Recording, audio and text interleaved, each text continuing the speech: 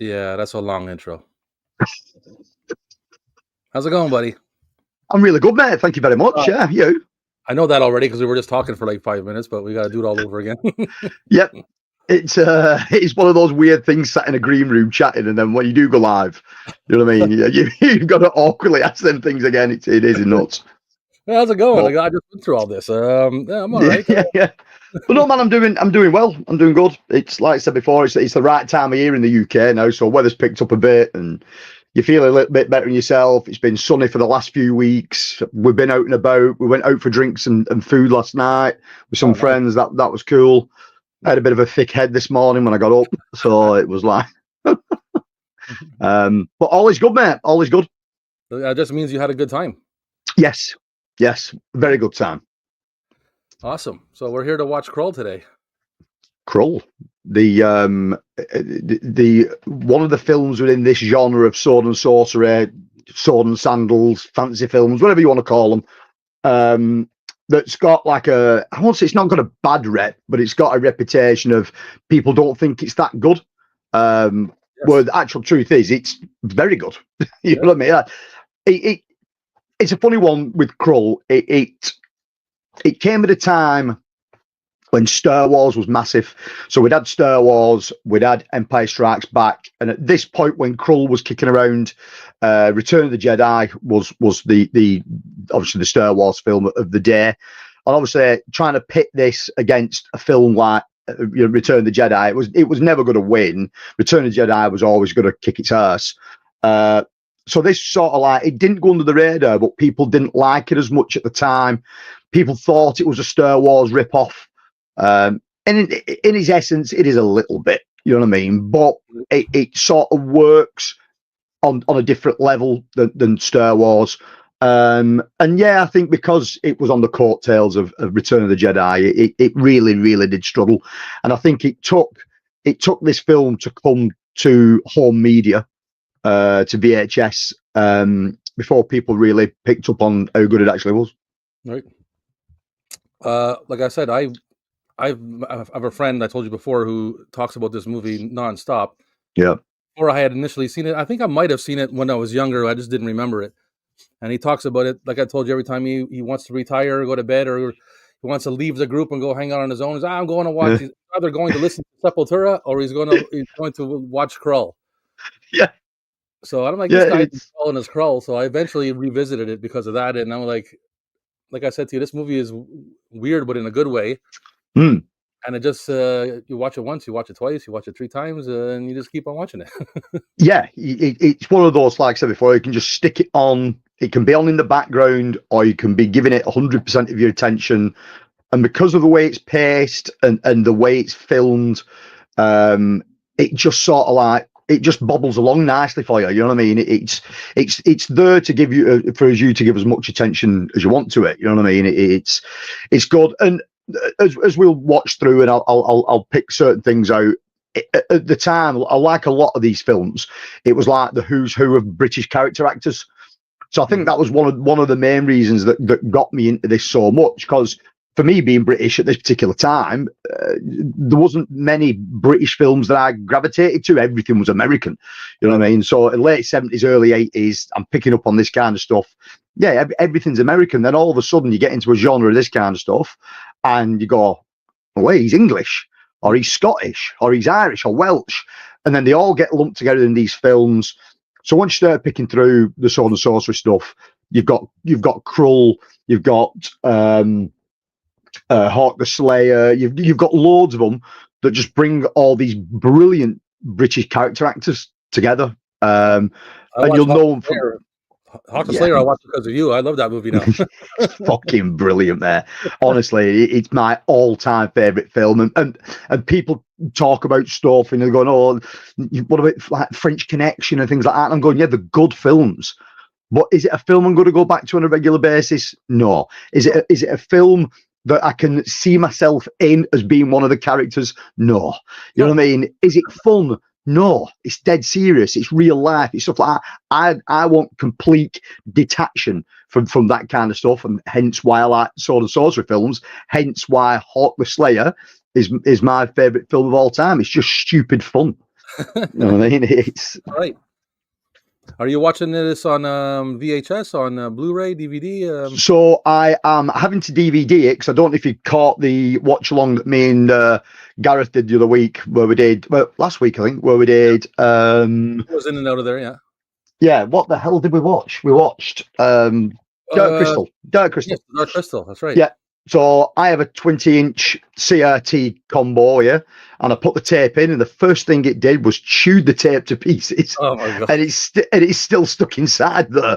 And with this being a 20-inch combo, it weighs about 100 weight, and it's just going to stay here forever now. I ain't going to try and pick this thing back up and get this tape out. You know what I mean? So luckily, I have got a DVD player hooked up to it as well. So I am watching it on DVD, even though I own it on DVD, I own it on Blu-ray, I own it on X-Rental. I think I've got it on sell-through somewhere as well.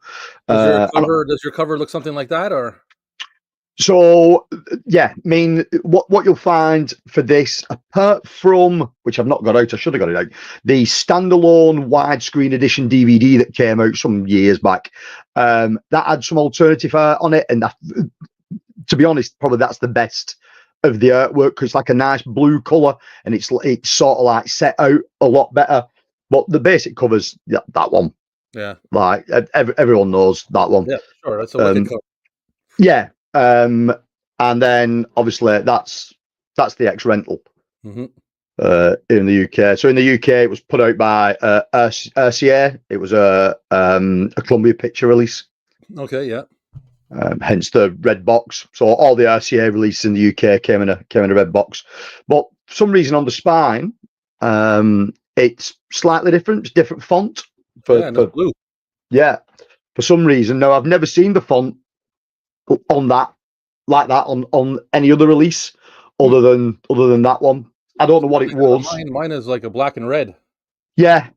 It's the font's changed a little bit. Like if you see it on the side of the Blu-ray, it's like it's in like two-tone blues. But this Blu-ray was a HMV exclusive in the UK, so they had the rights to it. But it's a DVD combo, DVD Blu-ray combo that they put out. Now there's a problem with the Blu-ray of this in the UK, and with this, and if you know the film Excalibur, they released those two back to back 1 month.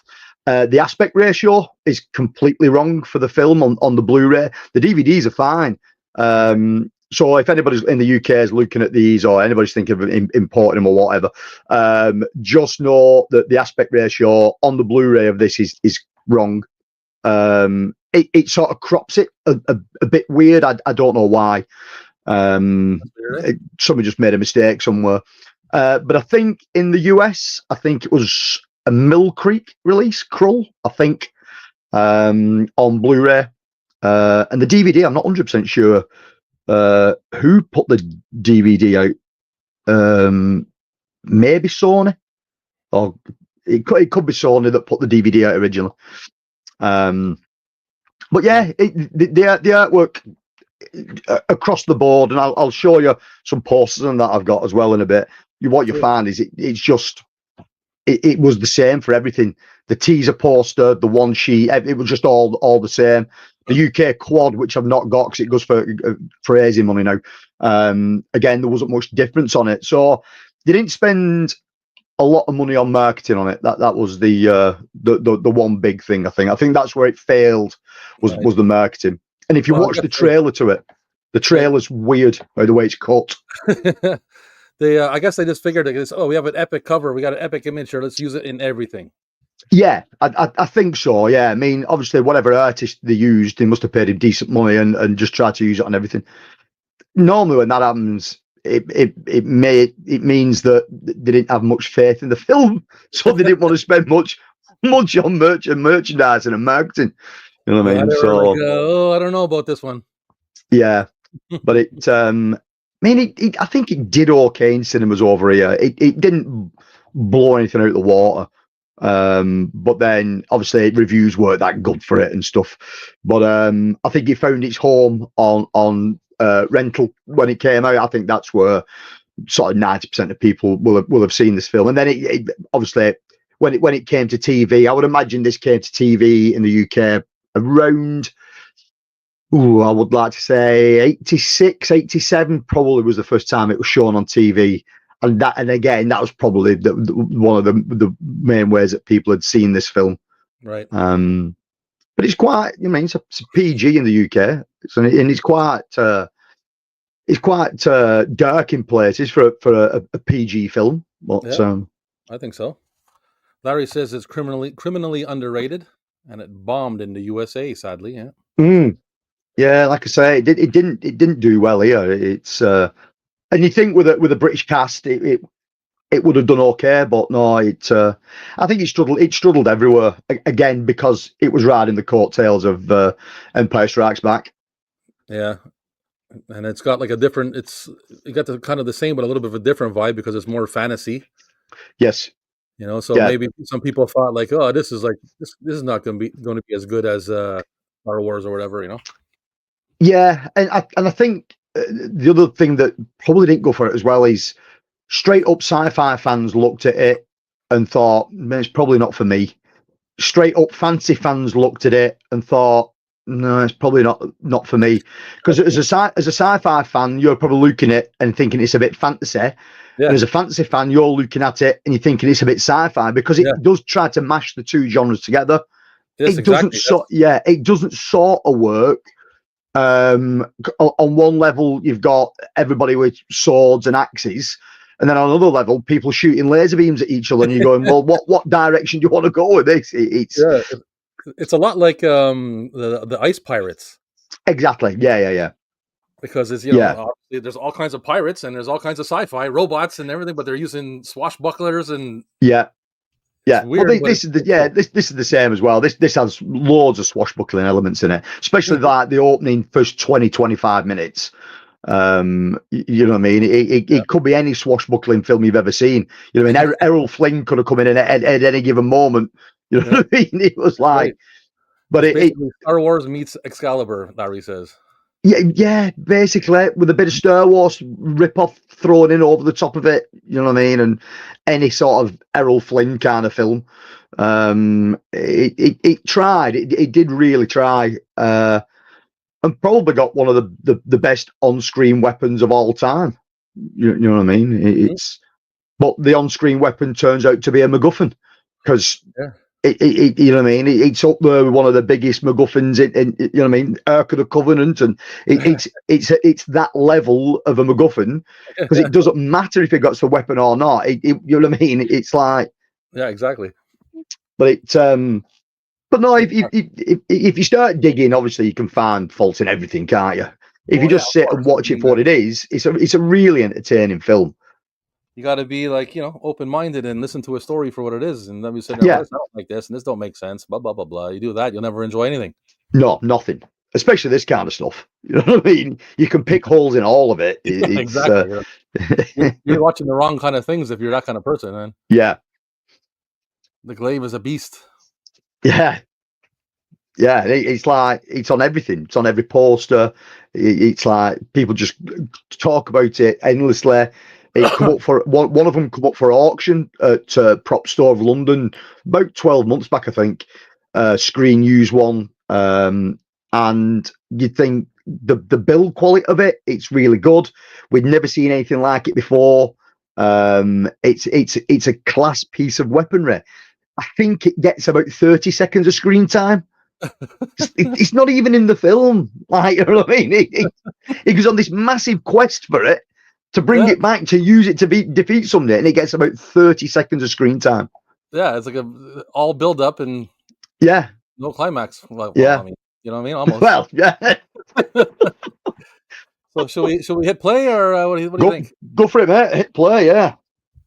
I'm right after Columbia. The Columbia ended the Columbia sign. So yeah. What's wrong?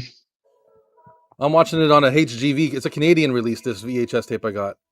Right. Yeah. HGV. Good Times. Is it also Good Time? Yeah. And Good Times. So it's not the best quality. This one.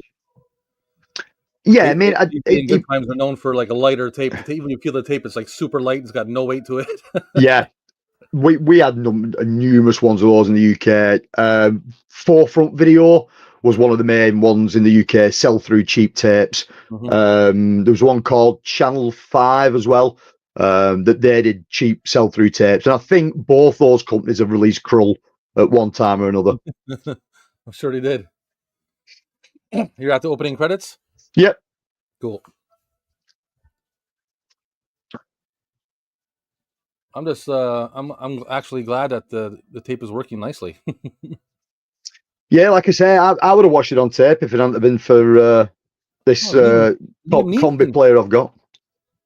It's I was a bit gutted. I mean, I give next to nothing really for the player. I bought it off a guy locally for about 20 quid. And I have had it a while, but I don't know what's gone wrong with the tape deck on it. It's just, you never know, man. It's from one day you could be working beautifully, the next day there goes one of your tapes. Yeah, and it's definitely done dirt crystal. You know what I mean? It's demolished it. Oh, that's too bad. No salvaging, you don't think? I can't even get it out to you know what I mean. So I don't even know what's going on in there. It'd be like Spaghetti Junction, I think. The only way you'd be able to kind of save that is if you were to open it up. But how are you going to open it up? You know what I mean? Like, yeah, that's what I mean. It's so heavy as well for the size of unit it is. It's so the only bit of this film is, I think, where it loses people straight away, because it's the same shot as Star Wars, the beginning, where the ship's coming in. Yeah. But this is obviously shot from a different angle. It's coming face in. So again, we see the exact same shot from the beginning of Star Wars, and you go, hold on, this is a fantasy film, but yet there's like a planet and some moons and stuff, and then there's a rock kind of asteroid spaceship floating in space. I thought it was like watching a fantasy film, and so this is where you sort of sci-fi elements start to come in and confuse people. Yeah, it's a little misleading to might think it is. Yeah, because they could have quite easily not done anything from space. You know what I mean? He could have been a demon. He could have been, you know what I mean? He could have been anything that was already on the planet to take that sci-fi element out of it. But this is what they went with. You know what I mean? I mean, don't get me wrong. The visuals for it are really good. It's a well-produced film. Yeah, I think it looks great. Yeah. For what it needs to look like, anyway. Yeah. Like, I mean, like I said, apart from the aspect ratio, the Blu-ray's all right. The print isn't brilliant on it, but it's the best. It's the best quality you want to see it in. I won't want to see this in 4K, because if someone did a 4K restoration of this, it would just make it look terrible. Yeah. You know what I mean? The VHS and the DVD is probably doing the best job of holding elements of the special effects up. You know what I mean? If you were to render this in 4K, it would just show you every single imperfection in it. You know what I mean? Then that takes the charm away from it. That's right. It's like that's what happens to a lot of these movies when they do that. You end up seeing it looks shittier because they brighten it up. You see all the dark parts that you shouldn't see. Yeah. Hence my big move of not going to 4K. And currently I seem to be just buying more DVD than anything else. Just picking tons and tons of DVD up for like next to nothing. Yeah, same here. I've been picking up a lot of DVD and Blu-rays. It's especially if harder to find titles on Blu-ray. DVDs are going for nothing. Like, we're finding them in like charity shops and thrift stores and around here, and they virtually want to give them away, like 10 for a pound, and you know what I mean. It's like. And here's where you get your automatic dose of fantasy, right? Yeah. So obviously the opening shot are showing you basically what is a stormtrooper ripoff. There's no getting away from that. they are stormtroopers, but it's very well designed. It looks really, really good, the costume, as does the costume of the Royal Guard when you get a bit further on. Again, whoever was the armourer for this film, it did a really good job. Costumes are fantastic. Sets and backdrops are fantastic. Yeah. To be fair, the acting's pretty decent in it as well, as it's. I think it was just wrong place, wrong time. I think had it been released a little bit earlier, maybe 81, 82, it may have stood a chance of doing something. Right. Because obviously at that point you quite a lot. Conan the Barbarian, Conan the Destroyer. Mm-hmm. There was a lot, and I think it just hit at the completely wrong time. Hey Don, what's going on, buddy? KRULL is a fun time. Yes, it is. But it looks legit though. Like, I mean, it already looks better than what's that one with the what is it, Dragonheart, the one with Sean Connery's voice? Yes. Yeah, and That I movie can't looks think. legit. Yeah, because it's badly CG'd, isn't it? The dragon in it. Oh my god! Not only that, it looks like they spent all the money on Connery's voice or something because he's a Yeah, king, and the king has like it looks like his kingdom's got like 30 people in it. yeah, yeah. It's there was a few around that kind of time where they tried to make a bit of a comeback for this kind of film, and none of it really stuck. It struggled. And then they tried again. I want to say early 2000s, and some of them hit the mark. Some of them were exceptionally good. A film called Outpost. That's a good one. Mm-hmm. Season of the Witch, which Nicolas Cage did, and Rob Perlman. That's pretty decent. Yeah, I like that one. Solomon Kane. That's a fun time. That's a decent watch. So in the early 2000s, there was some good stuff. There was a remake of Conan, but that wasn't with Jason Momoa. But that isn't much good. No. I like Jason Momoa. I tried to watch it too. Like I watched it once fully through, and I was like, ugh. It's Yeah. okay, but Mr. Bones is here. What's going on, Mr. Bones? Hey, man. But yeah, it's like the opening bit of this. It's got that epic feel about it. It's got a feel of, you know what I mean, Excalibur and films. It looks grand. You know what I mean. It looks like it should look. You know what I mean. Yeah. Yeah. Ooh. It's a nice big head of red hair, eh? Yeah. Yeah, she's a British actress. I don't think she did that much. Can't think what her name is. But she didn't. I don't think she did much at all after this. Oh no. Which one do you like better, Deathstalker 1 or 2? One's probably the best one. 2 and 3 sort of like don't really hit the mark. Is there a 4? I always get confused with Deathstalker. Is the 4 Deathstalker films, or is the 4? I'm not sure. I don't think I've seen films. 3. Yeah, I've got Deathstalker.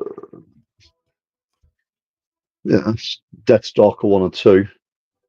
What's the cover of 3 look like? Is it something stupid? Because is it like, does he come to the future or something like that in it? I know they lost the plot. There's a few of them did it. Yeah, there was a few of them that did the whole Beastmaster did it, didn't they? Where he comes to the future, and I think Ator, one of the Ator films, that it happens in one of those. Mm-hmm. And if people are like wanting to get into this stuff, there's loads of good like reference books out there, but the best reference book I've ever come across is called Barbarians at the Gates of Hollywood. And it lists and goes through every sort of sword and sorcery film that was put out, because it's only a small window of time. There's only like a 5 or 6 year window where all this stuff comes out and then just disappears again. Okay. And they just cram it out. They're just throwing it out for fun. But it goes through all the British and American stuff of the time, and then it goes through the Italian exploitation stuff, because there was loads of Italian directors jumped on board. Right. And the book's really good because it goes through every single film you can think of. It's great. I'll have to check it out. Yeah, I mean, I did one with Matt Pugwall 316 not long back. Right. He wanted to watch Lucio Fulci's Conquest with me. If you've Okay. never seen have you seen Conquest? That's a bizarre sword and sorcery film. I don't know. I have to take a look in because I've. Is it on? Do you know if it's on Tubi? Yes, If it's yeah, on Tubi, there's it's a good chance I've seen it because I went through yeah, a whole fantasy rabbit hole on there one day. yeah. So that's what the cover looks like. Yeah, I think so. I don't Yeah, know. it's good. It's mad because it's Lucio Fulci, but I'm gonna have to check it out. I'm sure I've it's seen a that. fun time. It's like a sort of LSD acid trip mixed with a fever dream. It's a bizarre film. Wow, that's a description and a half. Yeah, it's like everything's lighted green and purple, and just the more dry ice. I've never seen more dry ice in a film than what's in this. But they've also got some weird lens on the camera that looks like it's been smudged with Vaseline, so it gets this like really weird hazy look on everything. Oh my god. Um, but it's just bizarre. It's TNA heavy. Like there's loads of TNA in it. Okay, I'm watching it right after this. Yeah. As soon as we're Um, finished.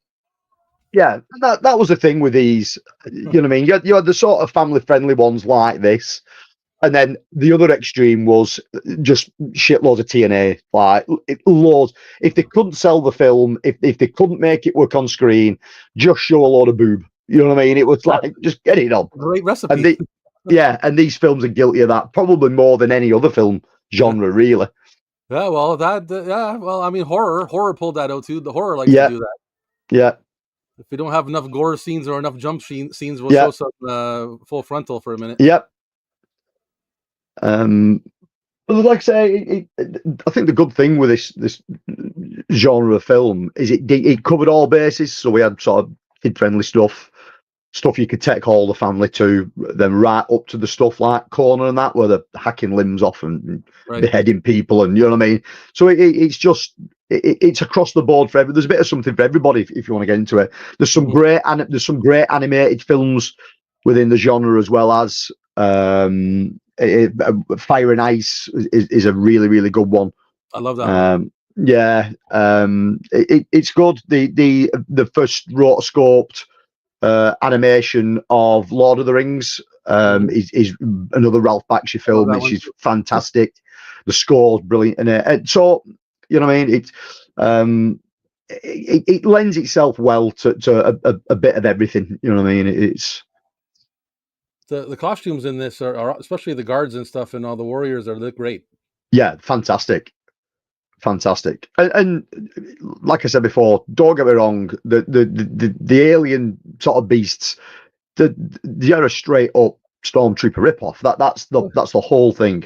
Like this scene now where they drop him from the ceiling is brilliant. Like that, just.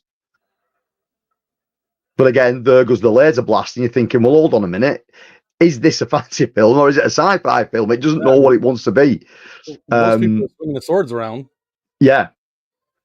But even when the swords collide and stuff, you're seeing like lasers and like light. Yeah, massive sparks coming out. There you go, like that. So that's lightsabers straight away. Yeah, yeah. Oh yeah, you can see it. But they look good though, that's for sure. This dude here could be like he's almost the exact same character as the dude from The Princess Bride. Yes. You know what I mean? Yeah. Jumping around and doing all his sword fighting. Yeah. And again, this bit now, this is so Errol Flynn. It's frightening. This could be in any Errol Flynn film. And he swings across the room on a rope. Yeah, there we go. Like say again, Luke does it when he rescues Leia in Star Wars, and that's true too. Yeah, it is. But like I said, the costumes are really good. There's a lot of this stuff.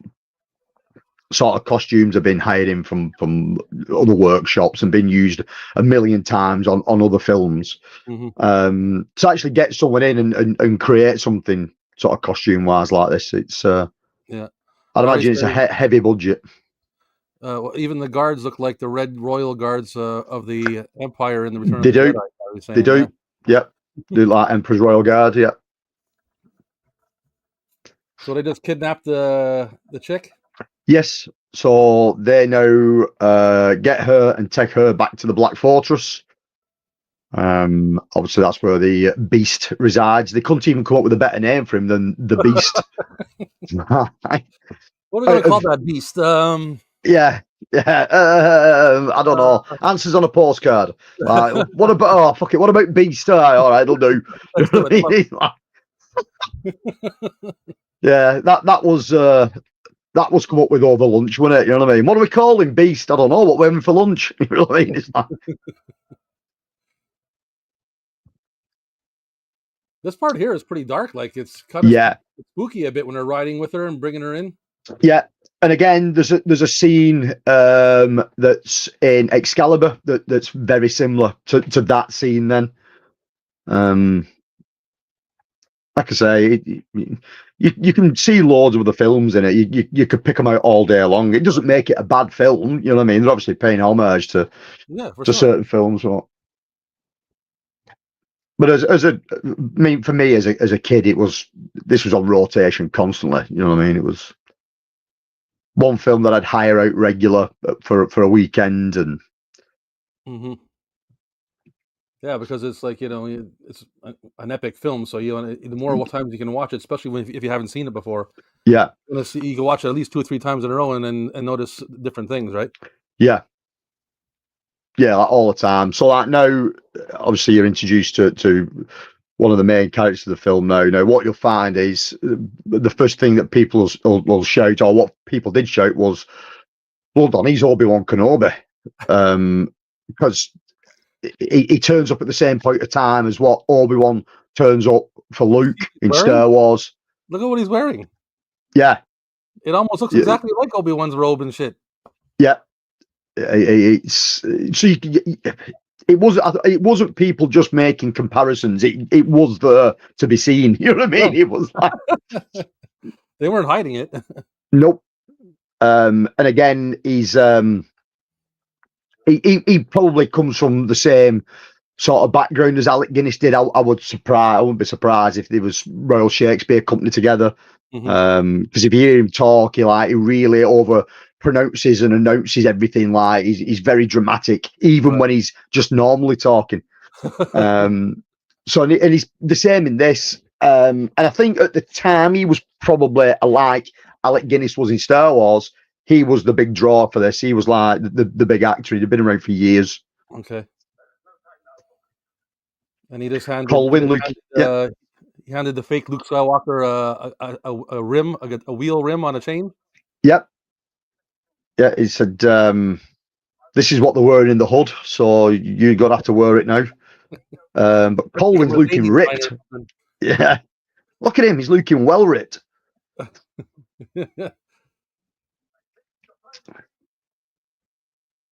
Yeah, man, it's like you said, like every shot has got a mix of fantasy and sci-fi in a cup together, shooken up and spilled out.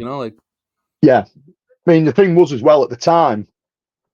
This was filmed on the largest soundstage in the world, so it was filmed in the UK, and it was filmed on the same sets as all the James Bond films. Oh, okay, cool. Yeah, which I think I don't know if they're still the largest sets sound stages. I don't know anymore. But at the time, it was the largest soundstage in the world. So anything that looks like it's on set was filmed in the UK. Right. Yeah, but he's got to give his clothes back to Obi-Wan for sure, man. Yeah. He's got some nice tights on, though, boy. Those black tights on the dude. Oh yeah, the pinstripes. He's rocking them, isn't he? Those are pretty sexy, I gotta say. Yeah. I wouldn't look like that in a pair. And this part here, even this shot here, like when they show the Rock Mountain and all that stuff, you're waiting for some Jawas to show up. Yeah, wait for R2 coming along this path here. yeah, exactly. Yeah. R2, slow down. Hey, Cal L, what's going on, buddy? Cal L Daly's here. Hey, man. You're watching KRULL.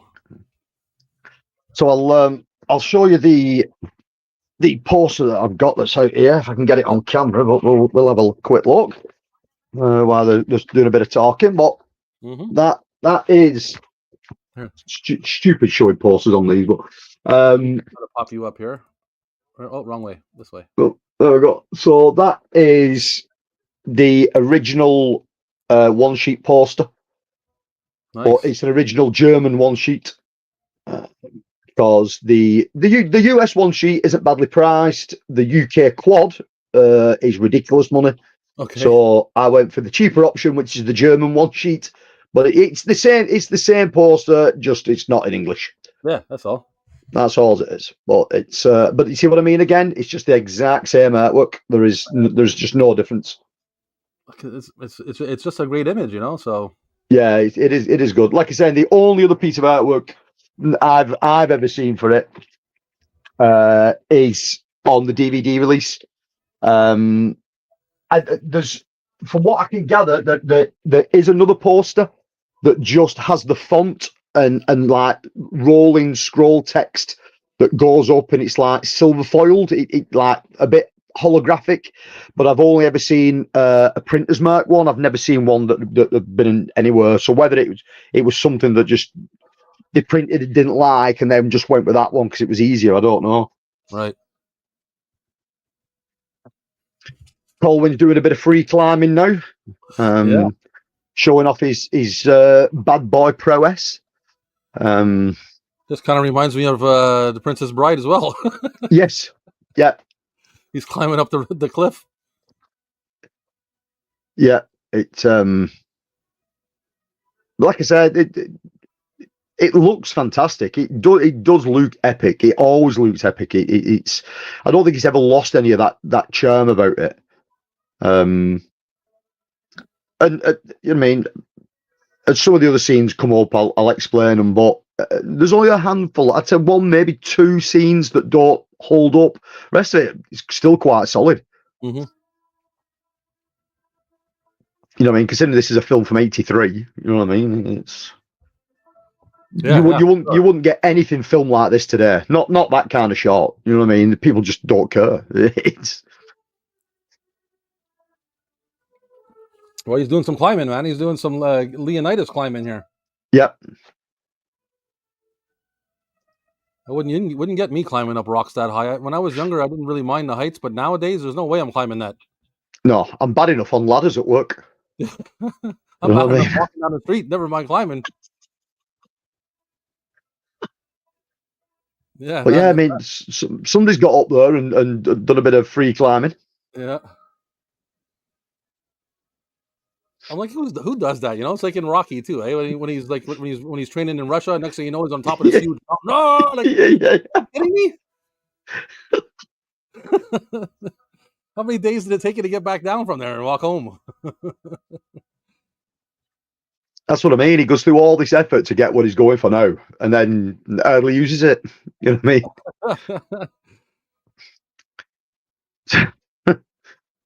Well, you know, I guess it was more the intention. You know, it's like, hey, I got it if I want it. It's like there's another movie where they I think it's a newer. Oh yeah, Galaxy Quest there with Tim Allen. Yes. The Omega 13, and they don't know what it is, and yeah, they don't know what it does, and no one knows nothing about it. Yeah. I'd like to say I do like a good MacGuffin in a film. It's brilliant. I mean, the whole part of the story of this, the art is what he's looking for now, and then it doesn't get used. So it's like a pivotal point of the story that he hardly does anything with once he gets it. Yeah. But like I said, just the look of it for a weapon and the design of it, it's very clever. It was so well done. I mean, considering they weren't expecting anybody to see this in Blu-ray or 4K back in the day, you know what I mean? And this was about as good as they was expecting to see it. The attention to detail on the thing's unreal. Yeah, you see a lot of like directors making movies back then saying, "Oh, don't worry, they won't see it on camera. We'll do it like this. They won't see it on camera. We'll Yeah. do it like that." And then here we are in the future making Blu-rays and 4Ks, and they're like, "Ah, Shit. You know you're what I mean? closing all my all my shit." Yeah. There's dodgy green screens and fucking wires dangling everywhere. Reach in there, get in there. That's hot. It's hot stuff. Well, you can do it. Yep. Look at that. That bubbling Jello.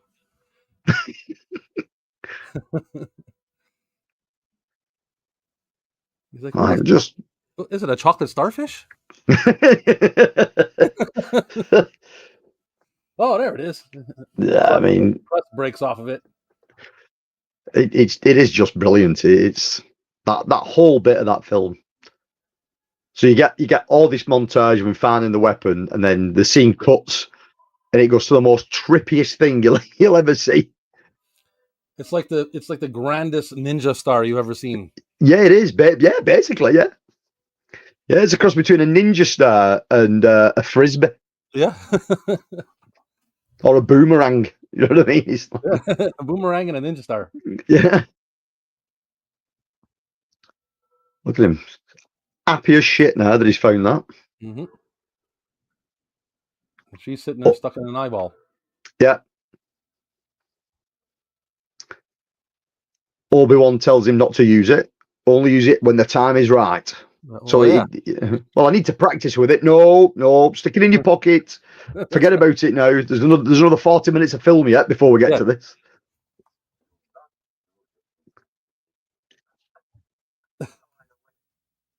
How am I going to know when that is? Well, you're going to know. Yeah, you'll just know. Yeah. Yeah, well, like you said, man, that may as well just be a lightsaber he's holding in his hand. Yeah. Yeah, basically.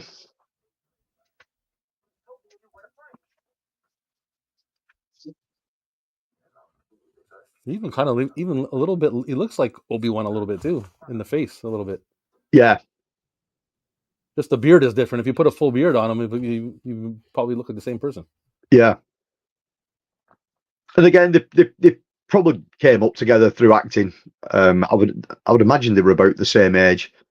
I can't think of his name. I can't think of his name. The old guy in this, but he was in loads of stuff on British TV, and he's got those. I don't know what you call those. I don't even know what that is. Is that a mustache or those sideburn chops? What do you call that kind of? Yeah. It's odd, isn't it? They're not mutton chops. It's like a mustache. It's like a tash that goes down into his beard. Yeah. But then he's let it grow down, sort of like Fu Manchu style. Yeah. And then everything else is cut off. It's like it's weird. It's weird. I always laughed at that style. You see them like those old dudes. They have like the mustache part that comes down, and then it goes into the sideburns. It's like they only just cut off the bottom part of the beard. Yeah, left half of it up. Yeah, yeah. It's an odd beard mustache thing he's rocking. That's right, Mr. Bones. He found a chocolate starfish in the hot dog flavored water. Yes, and it was colored red. Yeah. So this scene where I think is his name Ergo the Magnificent.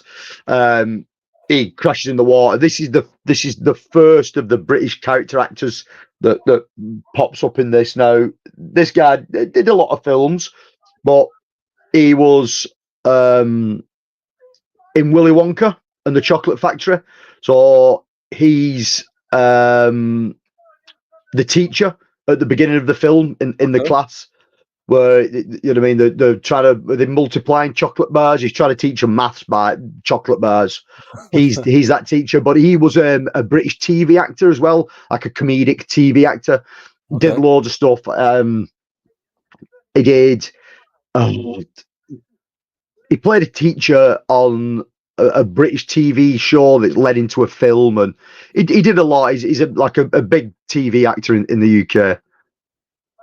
And this is what you start to find now. Every sort of person that they come across that makes the party up that they need for the quest are all younger British character actors of the time that are coming through. So you'll start to see some famous faces in a bit, but they're all really young.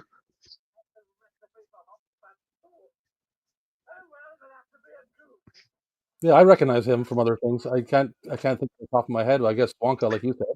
Yeah, But his face is familiar to me. yeah, popular actor over here. He just turned into a goose. Yeah, yeah. Well, that's the thing with Ergo the Magnificent. He's a sorcerer, but really bad at it. So like everything that he tries to conjure up, it always goes wrong. Whenever I see a goose like that, I think of my brother. Right. When we were younger, we were on a farm when we were younger, and I guess, I don't know, maybe he got too close to one, and it chased him back and forth, biting his ass, and we were young, and he was just running back and forth, and I was sitting there. I didn't help him. I just sat there watching and laughing. I think he holds that against me even to this day, because I never stopped it. I just back and forth, man, back and forth. There was where I was brought up. There was a house a bit further up from us, and it was a large house. Obviously, the family had money, and they had geese in their garden as sort of like deterrents. So where most people have had a guard dog or something like that, they had a gaddle of geese. Oh yeah, they'll do it, man. Oh yeah, they won't mess around. Oh no, they'll keep you away if they don't want you around. Yeah. You mind if I just slip out for a second and refresh my beverage? Yeah, go for it, dude. I've got to run to the fridge over there. I'll be right back.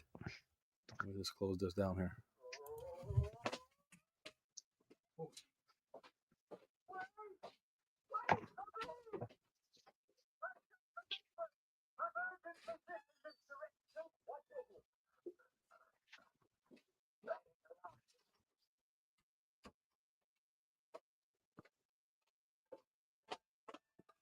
I'm back. Back in the saddle again. What is it you're drinking? Some Sapporo, a premium beer.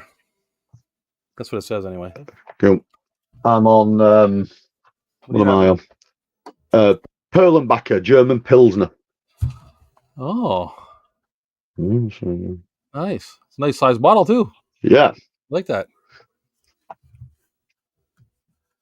So this bit now where they're coming into this gorge, into this valley. Mm-hmm. This is a really good scene, a really good sort of section of the film. And this is where you see all the characters from the party start to come in now. And basically it's like the who's who of British acting. It's just brilliant. Let's see it. It's a nice cave. Is that a cave? Oh no, it's a canyon. Okay. Yeah.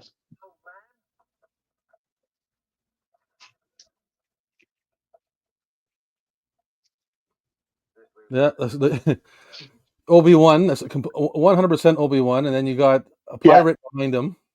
Yeah. He looks like a 100% a pirate. And then the like you said, the magician dude looks like a mix of the both. Yes. I recognize him. Yeah, so coming in here now, we get Liam Neeson. We get Robbie Coltrane. The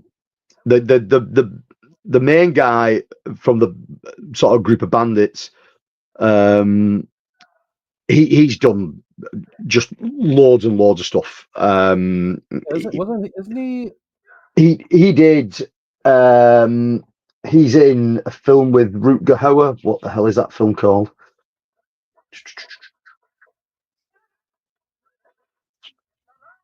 Well, I'm still right. I still can't see it.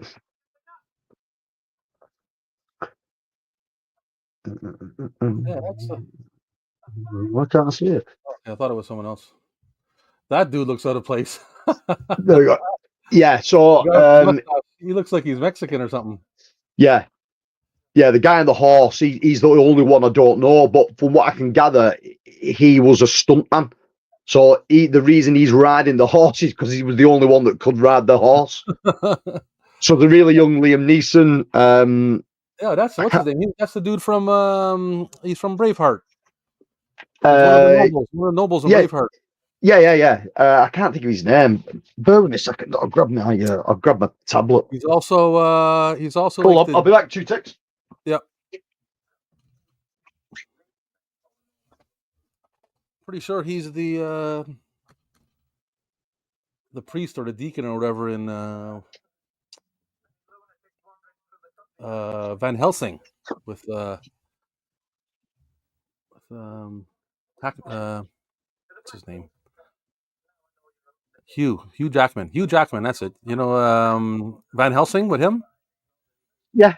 I think he played like the priest or the beacon or the Vatican guy. Yes, that's him. Like I say, he was in Split Second with Rutger Hauer as well. He's again British TV actors and been in loads. So there's a younger guy that pops up in this as well as he made a name for himself in a kids' TV drama on the BBC in the 80s called Grange Hill. It was about high school. Okay. And then he went on to another large soap opera in the UK called EastEnders. Okay. So it's a really early role for him. Like I said, Liam Neeson, Robbie Coltrane. Obviously, he's the big guy. Right. Robbie Coltrane went on to be the Hagrid in Harry Potter, and he did. I mean, he's done loads. He's done tons of stuff. Right. Let's try and tell you some of the stuff they've done. I'm terrible with names. Yeah, me too, man. Yeah, and it just goes. The older I get, the worse it goes. Yeah, same here. That's why I'm so happy I do a live stream with Captain, because Captain's got all the info down, and I'm like, you just keep telling him the info. Yeah, he's saving me the trouble.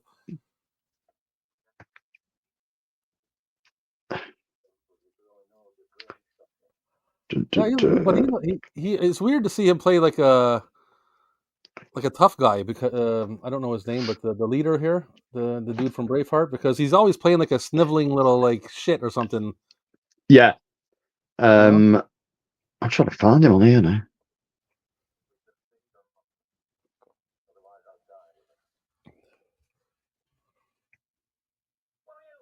Alan Armstrong is the guy's name. Torquil, that's him. Okay. So other stuff that he's done that you probably know. His hair it just doesn't match. He looks out of place. Yeah. Whatever his name is, Hogward or Hog. What's his name?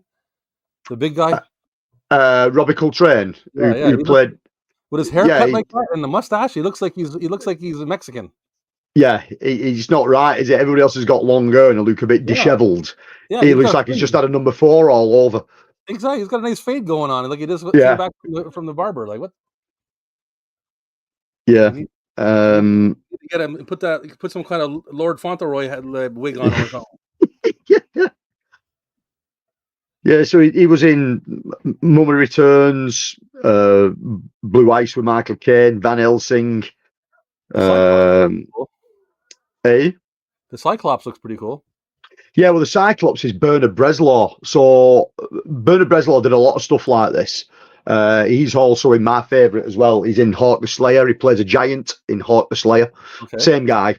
But Bernard Bresslaw in the UK, everybody knows him from the Carry On films. Now, I don't know outside of the UK how many people know of the Carry On films. But I don't know. I've never seen them, but I've heard them from like Gareth, obviously, and yeah, and it's very British satirical humour. Every other joke is about knobs or poo. You know what I mean? It's like innuendo. You know what I mean? Sex innuendo all the way through them. It's like, but they're still family films. You know what I mean? It's that little subtlety that's good. And they made about 30 of them over the years. Bernard Breslaw's in about 90% of them. I'm gonna have to dive into those because I love that shit.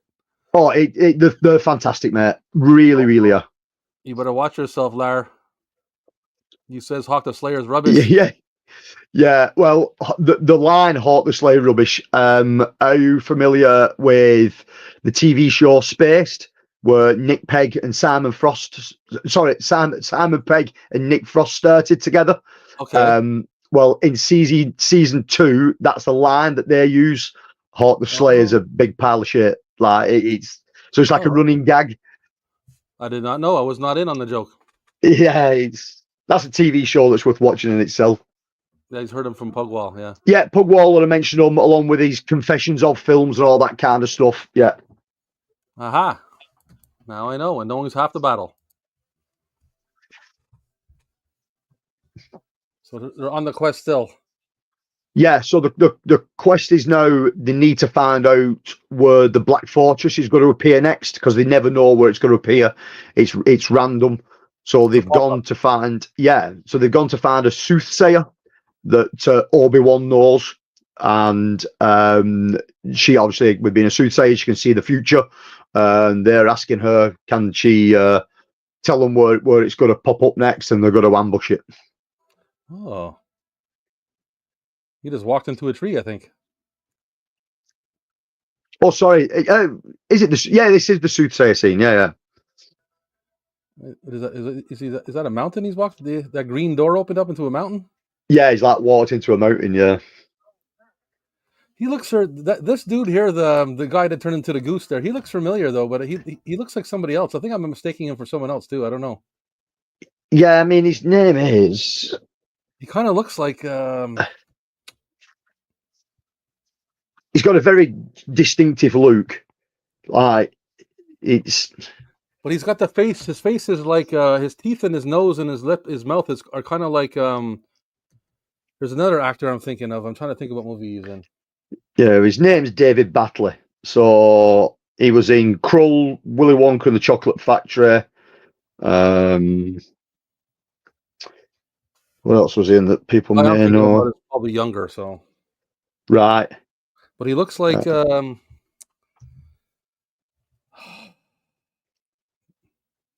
Give me a second here.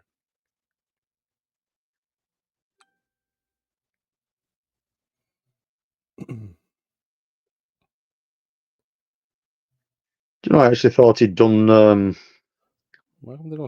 more films than what he'd done. He was in one of the Up Pompeii films, the Omega Connection or Amiga Connection. What's wrong with? Oh yes, Steve Coogan. Oh right, yeah. He looks like him. Yeah. Steve Coogan has got he has got a look of him. He's got the same mouth and nose, and he's kind of like those little bit of rat teeth there, like his mouth. Yeah. You got that look like this? Yeah. Coogan's a good actor. Oh, look at this old dude. He's a royal old dude, like Bill and Ted would say. Yeah. He's the oldest of the old, the wisest of the wise, this guy. He's got a bunch of kryptonite around him. Yeah. But he's also blind, so needs to have a kid to do all his day-to-day shit for him. Oh, I feel bad for that kid. Yep. And, seeing a blind soothsayer. Okay.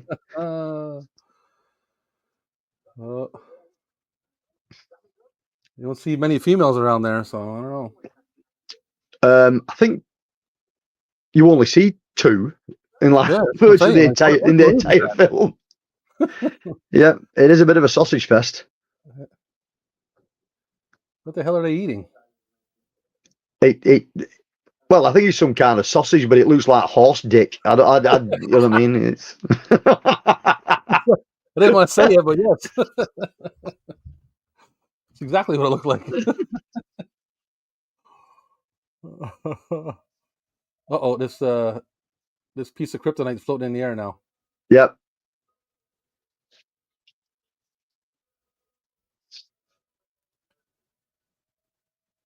I always liked the whenever this kind of thing, like from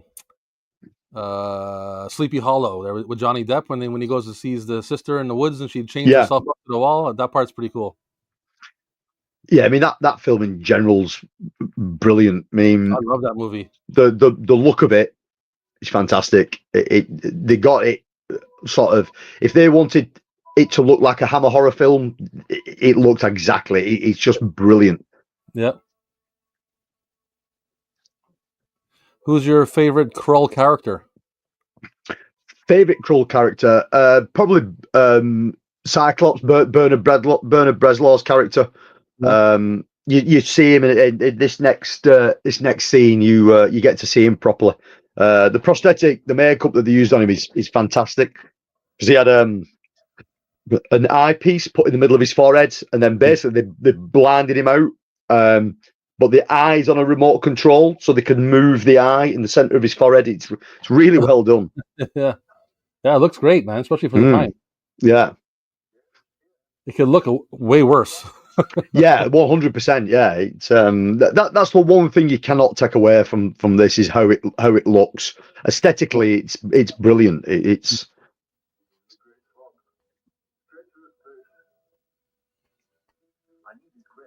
Yeah, this old dude, he looks like he's ran his course. yeah, he's seen better days. Yeah.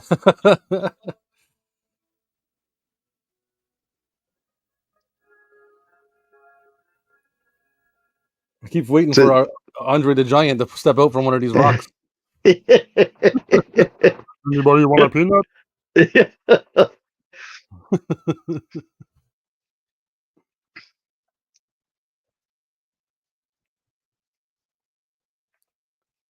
Liam Neeson.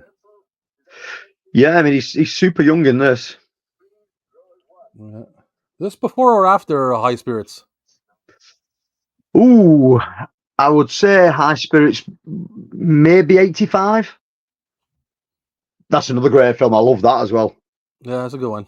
Yeah. Peter O'Toole's fantastic in it. I love that dude. Yeah, he's brilliant. What is he not good in? Like I would watch like Taco Bell commercials with him in it if he did it. Yeah, he did one film called My Favorite Year, where he's just drunk in it the whole way through. It's fucking brilliant. High Spirits is 88 or 89, she says. Okay. Oh, right, so it's later. Right. I do have a copy of it up there. It's that is bags of fun. That is really, really good. I can't get over how he stands out. That how he doesn't look like the rest of them at all with that faded haircut. No, not whatsoever. He must have been doing something else at the time. He looks like what's that Spanish the Mexican comedian there, George Lopez. He looks like George Lopez.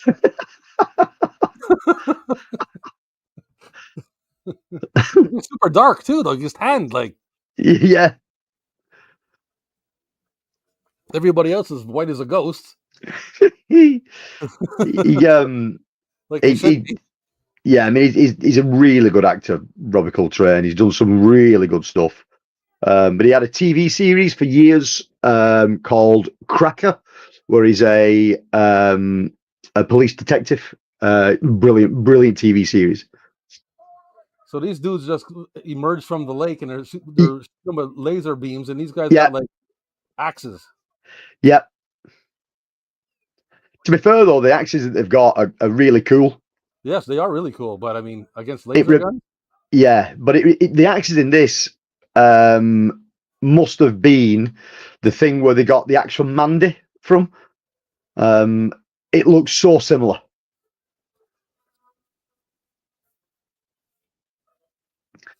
Here we go. Here's those pretty cool, those things, man. Those guards or whatever they are. Yeah. All in black like that. They look like they got some kind of like biomech like armor on their back and stuff. Yeah, and a bit later on in the film, like coming towards the end, there's white versions of them. Oh yeah, it's just cool. But like I said, Bernard Breslau in this as Cyclops. I kind of forget it a little bit because it's been a while since fantastic. I've seen it. Yeah, it's just the makeup, everything about the character is just great. Oh, they're kicking the butt now, and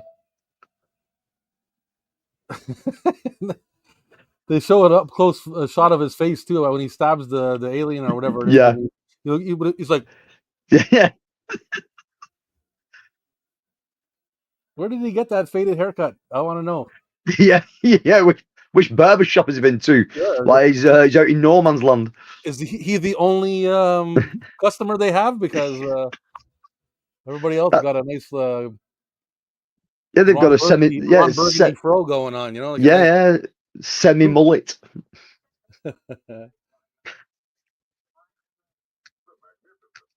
There he is.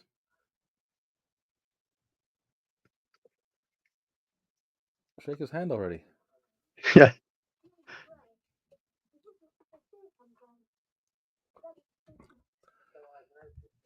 Quite tall, eh? That's real height. Is he really that tall, the dude? Yeah, he's really that tall. Big guy. So there was, yeah, I mean, so for this kind of character, Bernard Bresslaw was used a lot in these kind of films, but the other one that was used a lot in the sword and sorcerer genre, especially the filming anything in Britain, was Pat Roach. So Pat Roach was a former British wrestler, but he was in all the Indiana Jones films, and but Pat Roach is in Conan the Destroyer. He's in Willow. He's in loads of them. Red Sonja. I'm aware of him. I'm familiar with. Yeah. As a matter of fact, my same buddy who loves KRULL loves that dude too. Always speaks about him as well. So yeah. He was a great wrestler. Again, he was in a TV show in the UK called Ovida Saint Pet, about a group of British bricklayers that were struggling for work, so they all had to go to Germany. And it's about the time in all these bricklayers was about their time in Germany. And he started off in that after coming out of wrestling, but he was a good British wrestler as well. He could wrestle. Well, he looks like a good character anyway. He's a good character actor and whatnot. Yeah. But obviously between him and Bernard Bresslaw in this, if you needed a big guy for one of these kind of films, they were the two guys they went to.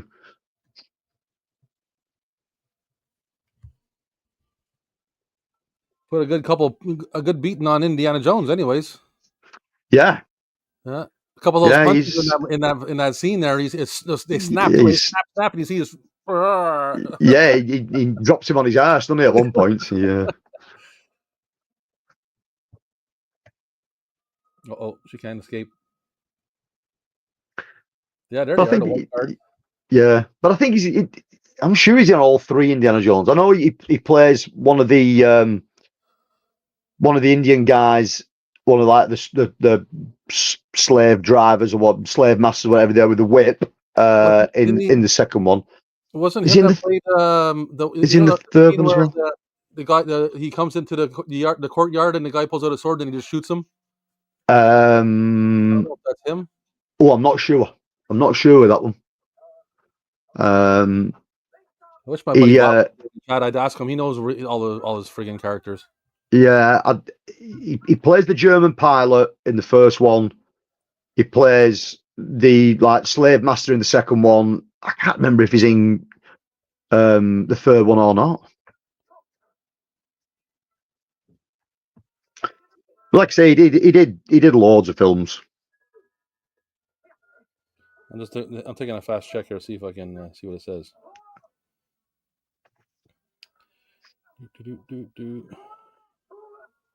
Yeah, he's in all three. Well, he's in all three of them. He plays. Let's see here. In The Last Crusade. What does he do in The Last Crusade? He is Gestapo. Right. He plays Gestapo in part 3.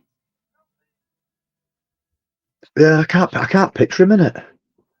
Yeah, the picture they show is weird. I don't know. Doesn't even look like him in the picture, to be honest with you.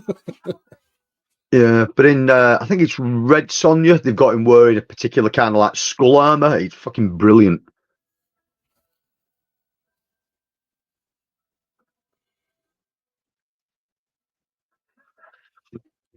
This here reminds me of like the one you watched the other night, The Dark Crystal. Yeah. Where's the horse that goes in and everybody's scarred and you're watching a kid crying your ass off. Yeah. There's always got to be some kind of sinking pit or like quicksand or. Yeah, this kind of stuff. Yeah, it's There has to be at least one time, you know. yeah, it's I suppose in this kind of genre film, what other perils can there be really? You know what I mean? It's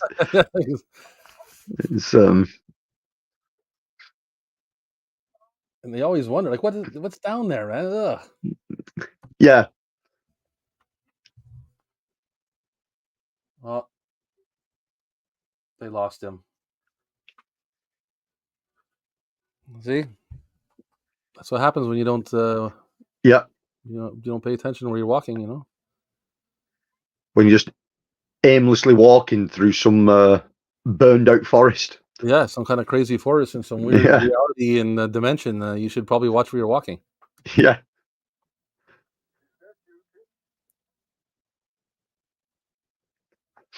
Now there's two royal old dudes. Yeah, it's this is where shit goes south now. Yeah, this one can see, and he's got long fingernails. Oh shit! Yeah, so that scene, considering this is a PG, it's quite dark for kids. That bit. Yeah, for sure. I will stay. And his eye blinks. Yep. Again, costumes brilliant on him. The sort of like trident kind of spear that he's got's brilliant. Well, there's a whole backstory with him. He's like the last of his kind. Okay. Because the beast went to his home world and wiped everybody out. Of course he did. Yeah. So now he's on like a blood vengeance to that's the backstory with him anyway. That's his whole being now, because like what else does he have? Like, yeah. So the royal old dude here, the blind guy's possessed now? Yes. He got some black eyes, boy. Yeah, it's but you think he's been possessed, and I suppose it is a possession of a were, but then when you see what happens, it's really good. Like the reveal of him. Bernard Breslau's coming now.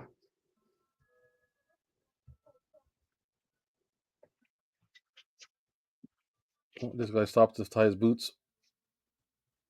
That's a no. Never stop to tie your boots. No, always keep on the path. Just keep going. See, there's some more funky terrain. Yeah.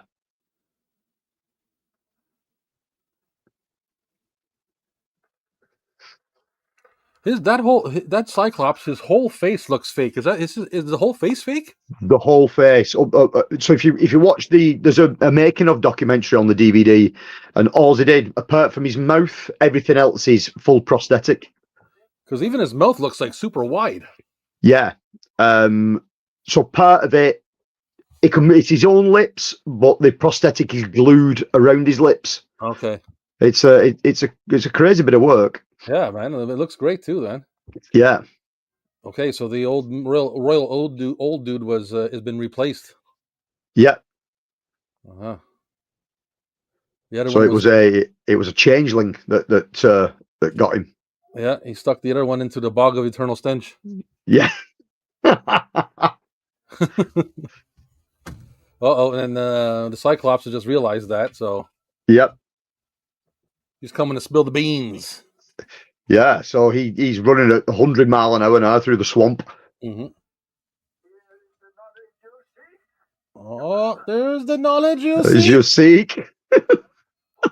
Vulcan neck pinch. Vulcan neck grip. With some super long friggin' low pan fingers from... Yeah, Big Trouble in Little China.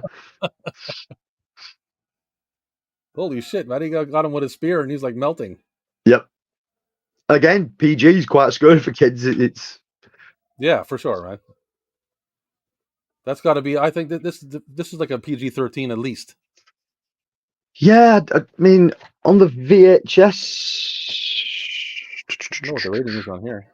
Well, the VHS version I've got is a pre-cert. There's no certificate on it. So This is PG. Right. So there you go.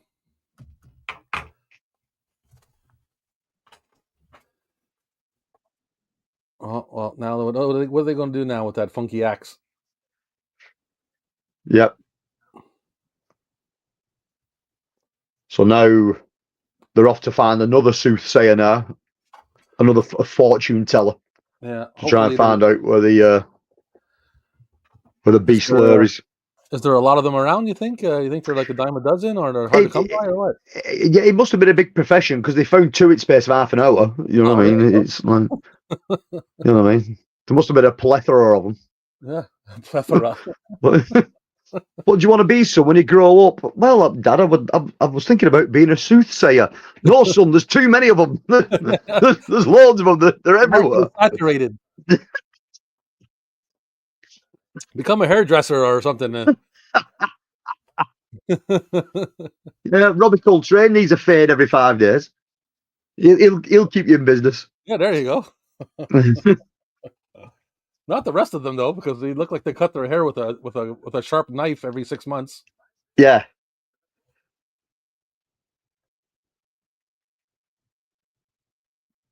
Like I said, for Liam Neeson in this, he hardly says 2 words. I think he says a little bit at the beginning when he first come to it, and I don't think he says much after that. I guess I missed it. I haven't seen him speak yet. So yeah. But I mean, I'm obviously not paying attention to the whole thing at the same time. But I see him nodding a lot in the background. Yeah. He's like, yes, yeah, I agree. I'm invested in this conversation. I'm surprised at this point Neeson didn't do more stuff like this because he's got like the look and the build for it. Yeah. But they got him. I think he's like the bumbling, the big ox backup, Yeah. henchman. I think the only other thing he did that was sort of in the vein of this. Have you seen Kingdom of Heaven?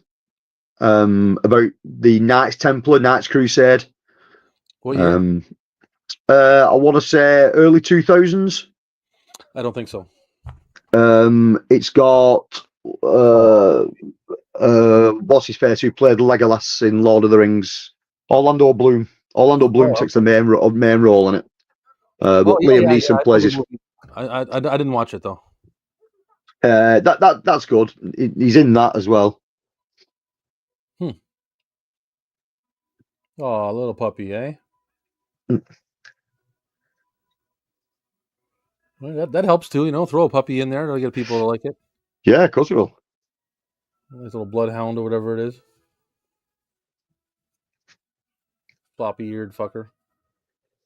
Just makes me laugh the way the kid gets hold of it. He just scrags it. Just gets it around the back of the neck. And just scrags it to him. That's myself when I saw it. I'm like, yeah. You squeeze that dog anymore or what?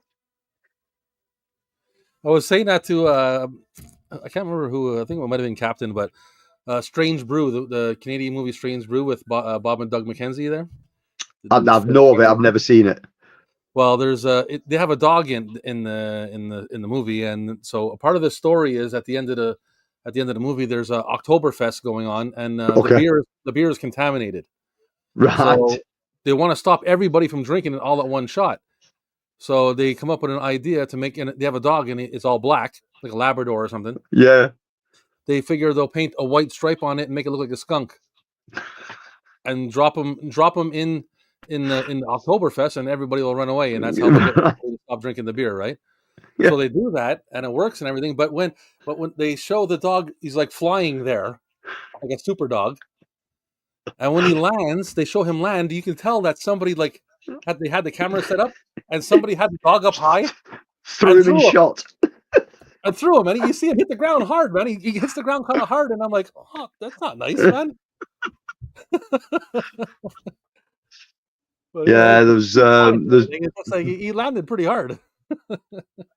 There's no doing that kind of thing anymore, is there? You know what I mean? You can't be mean to the puppies, man. Come on. Yeah. Even if he is a super skunk dog.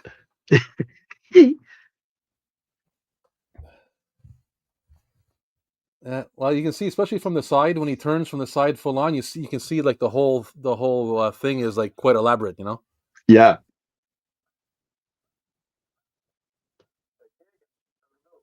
What? The More the climbing. the Even Braveheart the old couple dude's climbing now. talking to Liam Neeson. He's got a couple lines here.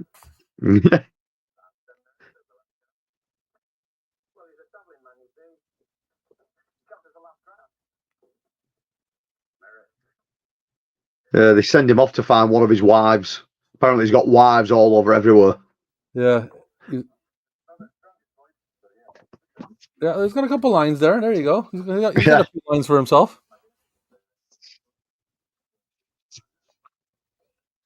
Thing is, you're half expecting him going, I have a special set of skills. Yeah, yeah. I was about to say something like that.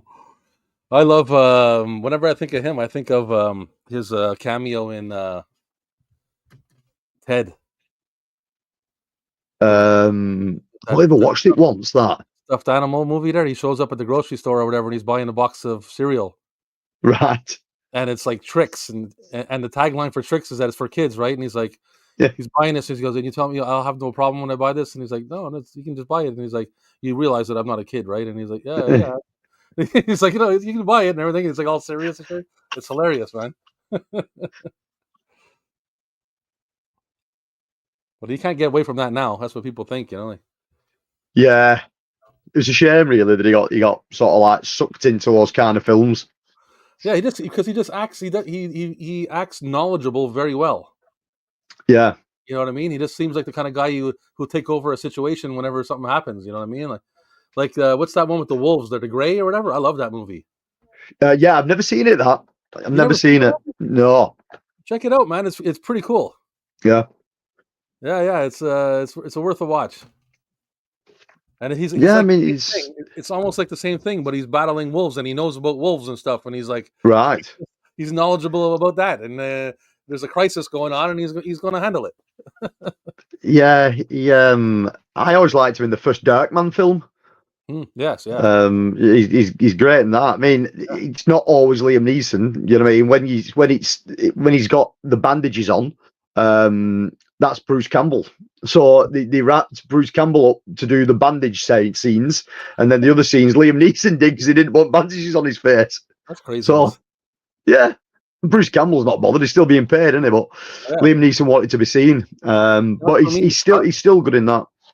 Darkman is my first, when I first realized who Liam Neeson was Darkman.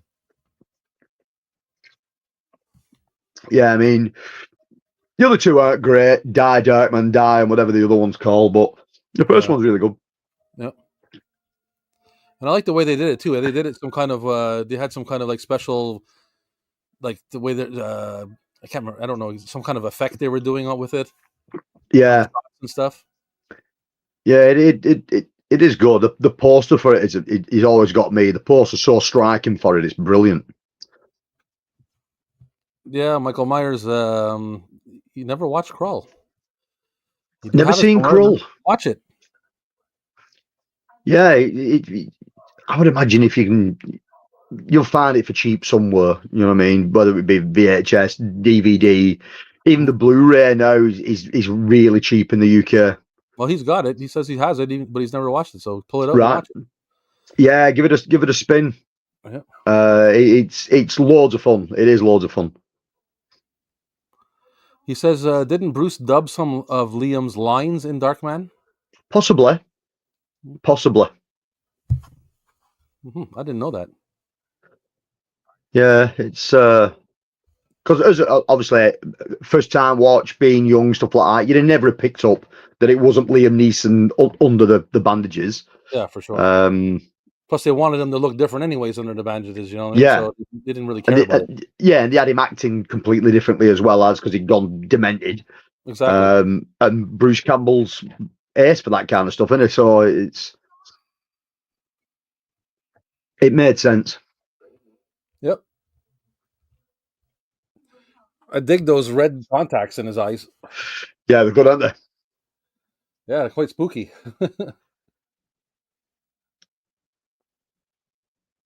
Hey, there's a female. Yeah. It's been a while since there's been one on screen. I always like the fact in this as well that the Beast, you never see him properly. He's always like in the shadows, or you only ever see a section of him cut off. It just gives that bit more mystery to it. I think if you'd have seen him properly, fully lit, I think it would have took away from it a little bit.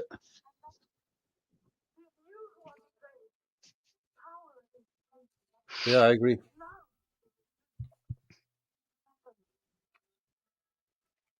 Especially in those times, like before computer CGI and all that stuff, you had to. That's how they shot movies. You had to Yeah, allude. it was. You had to Yeah, allude to a lot of things and not really show everything fully. You know what I mean? yeah. I mean, the sort of practical effects, and especially practical effects that were shot in camera, I think they still hold up far better than what CG does now. Mm-hmm. And I know CG is a I lot agree. easier and it's cheaper and stuff like that, but it just never looks the same. It's Yeah, it's one of those things where it's gonna it rises to the top because it's the cheapest way to do it. You know, like yeah, the same reason why VHS beat Beta, and the same reason why Blu-ray beat HD DVD and HD all that. DVD. Yeah, yeah, It's cheaper to do it that way. So, yeah. well, I It's mean, especially for like VHS, the reason why VHS beat Beta was mostly because of the porn industry. They were pumping out a lot of tapes, yeah, and they were using VHS because they were cheap. yeah. That made them edge out over Beta. So I can always remember the first. I don't know if it was a recorder or it may have just been a player that me dad ever bought, and I wouldn't have been so old. I may have been 6, maybe a bit younger. And my dad isn't very tech savvy. Like, so you could sell him anything. Like, you could tell him anything, you could sell him anything. He's no idea, but if it's cheap, he's having it. You know what I mean? So everybody else at the time are getting VHS.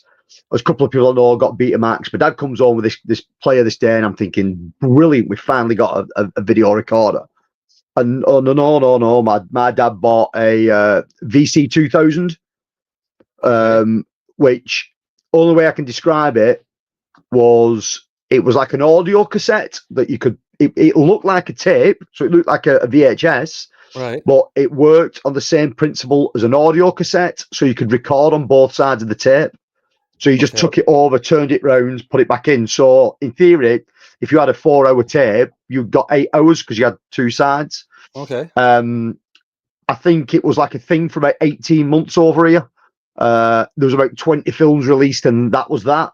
So then that forced my dad's hand then to buy a VCR, buy a VHS, Yeah. Back the wrong way. and go that way. Yeah, and to be fair, I did the same thing. I backed HD DVD when it first came out. Went in balls deep with HD DVD, Mm-hmm. and then me and a friend of mine, and then yeah, Blu-ray won out because it was a cheaper, easier process than HD DVD. Yeah. That's the way it goes. Yeah, and Michael Myers. yeah, it's Sorry, go ahead. well, no, yeah, like all the other companies just seemed like there was Warner Brothers and Universal, I think, that jumped on board with Toshiba for HD DVD. Everybody else jumped with Sony for Blu-ray, so it was like it was a no-brainer. That's the way it goes, man. Michael Myers says he had a V2000 player. It weighed a ton, Yeah, and you had to flip the tapes halfway through. that's the one. That's the It didn't that's the last. one. That's fun. Just picked up some Samsung DVD player that reads burnt ones too for $4 at the church thrift shop. On the Cool. You hunt can't for go wrong with that. Nice. Yeah, I picked a big lot of discs up the other week off a guy local off Facebook Marketplace. And obviously the guy's just cleaning his house out, just wanted rid of all these discs. And I don't know if he didn't understand how much some of them were worth, or he just didn't care. I really don't know. A lot of people So just don't care. no, I went and picked them up, and there was like 250 pounds worth of films. Like, Holy smokes. yeah, if I can find some. Some of the like Dario Argento's Phantom of the Opera was in there, and like it's like a £25 film, and it Wow. just there was loads in it. Nice. So Good score. we took out what we wanted for the club, put it in the club library, and then we just flipped all the rest, and then just put the money back into the club pot. Right. That's pretty cool. This translucent white spider is pretty sick. Yeah, it's good. There's a section of it where the stop motion a little bit later on doesn't sort of work. This is one of the scenes that struggles a little bit. It looks a bit dated. The stop motion's a little bit off on it. But this scene in general, where he gets to see, is her name, I think she calls herself the Black Widow or Spider Queen or something. She's like old and haggard now. But then she sort of like changes back into her original beautiful form. It's pretty decent. I mean, yeah, the spider is a little, but the rest of it looks pretty good. Like the webs look great. Yeah.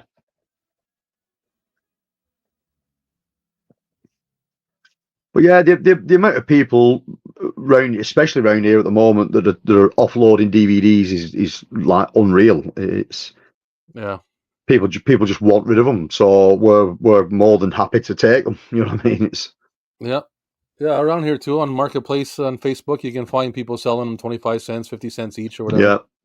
Yeah. Or for $1 or whatever. Yeah, and to be fair, some of the films that we want that we show at the film club and that now, DVD is the easiest way and cheapest way to get hold of it. It's cool buying like a big limited edition Blu-ray, but if it's going to cost me 35 quid, but I can find the DVD for like 50 pence or £1, then I'm just going to do that. People at the club after a few beers, you know what I mean? I just don't care. It's irrelevant how it's being screened. They just want to watch it and have a laugh. You know what I mean? So I mean, it's not like it's so much of a difference where you need to pay that kind of a price difference, Yeah, not at all. No. And if you've got with a decent enough setup at the club, LG 4K player we're using, that upscales everything quite nice, and the projector we've got is quite nice. So everything looks good. You know what I mean? Even DVD, we've played some stuff on DVDs, and people ask me where I got the Blu-ray from because they couldn't find it, and I said it's never had a Blu-ray release. It's just the DVD. So on a decent setup, DVD still looks pretty good. There you go. Right. So all that's been going well. You getting a lot of people coming out and all that. Yeah, really good, mate. I think the biggest crowd, because it's all free. We don't charge anything. Mm-hmm. I think the biggest crowd we've had was like just over 40 turned up, and basically we're just set up in a bar. Yeah. You know what I mean? So it's like we set up in a bar, put 2 films on, and everyone just has a load of beers and a bit of a laugh, and we just show. It's good. And we don't show anything highbrow or anything. Everything we show is just shit. You know what I mean? Right. It's like we just choose crap. That goes with the drinks, right? It all goes together because it gives you something to think about and talk about and enjoy or not enjoy. Yeah. So Thursday just gone was club night, and they wanted the women that are involved in the club wanted me to do some musicals. So we showed The Wiz and Xanadu. Okay. Like, we'll show anything. Like The Wiz, eh? Yeah. The longest musical ever. It's like it never ends. It just goes on and on and on. No, I refuse to watch. I saw that when I was young, and I will never watch it again. But yeah, it looks great, and the production value is next level on it. But my God, it's a long film. Just drags and drags. Yeah. What Xanadu's nice and quick. It's like 90 minutes in and out, done. I don't even know. I mean, I'm sure that was on TV at some point in my life. I can't recall anything about that, and I'm not trying to. No, it's shit, man. It's Olivia Newton-John and the main guy out of the Warriors. You know what I mean? And Gene Kelly. I like Olivia Newton-John, but I don't know. I'm not the biggest fan of musical movies to begin with. Some are extremely good. The rest of them are mediocre. I could have showed Blues Brothers because I love Blues Brothers. I think it's a great film. A couple of months back, we did Phantom of the Paradise and Streets of Fire.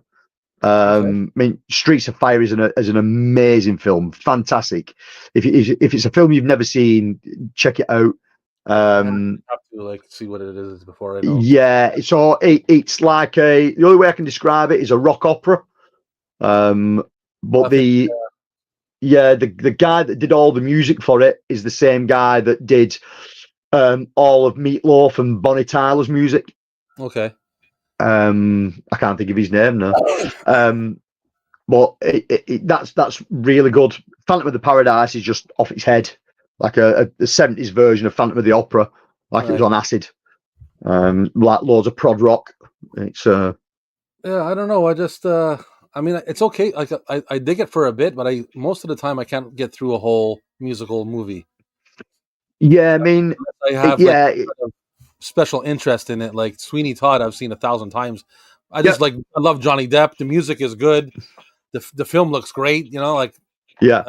I've put it on so many times. So, but you know, other ones that, you know, like, they're cool for a bit, and then I'm like, Little Shop of Horrors, and Well, that's that. We showed that last year.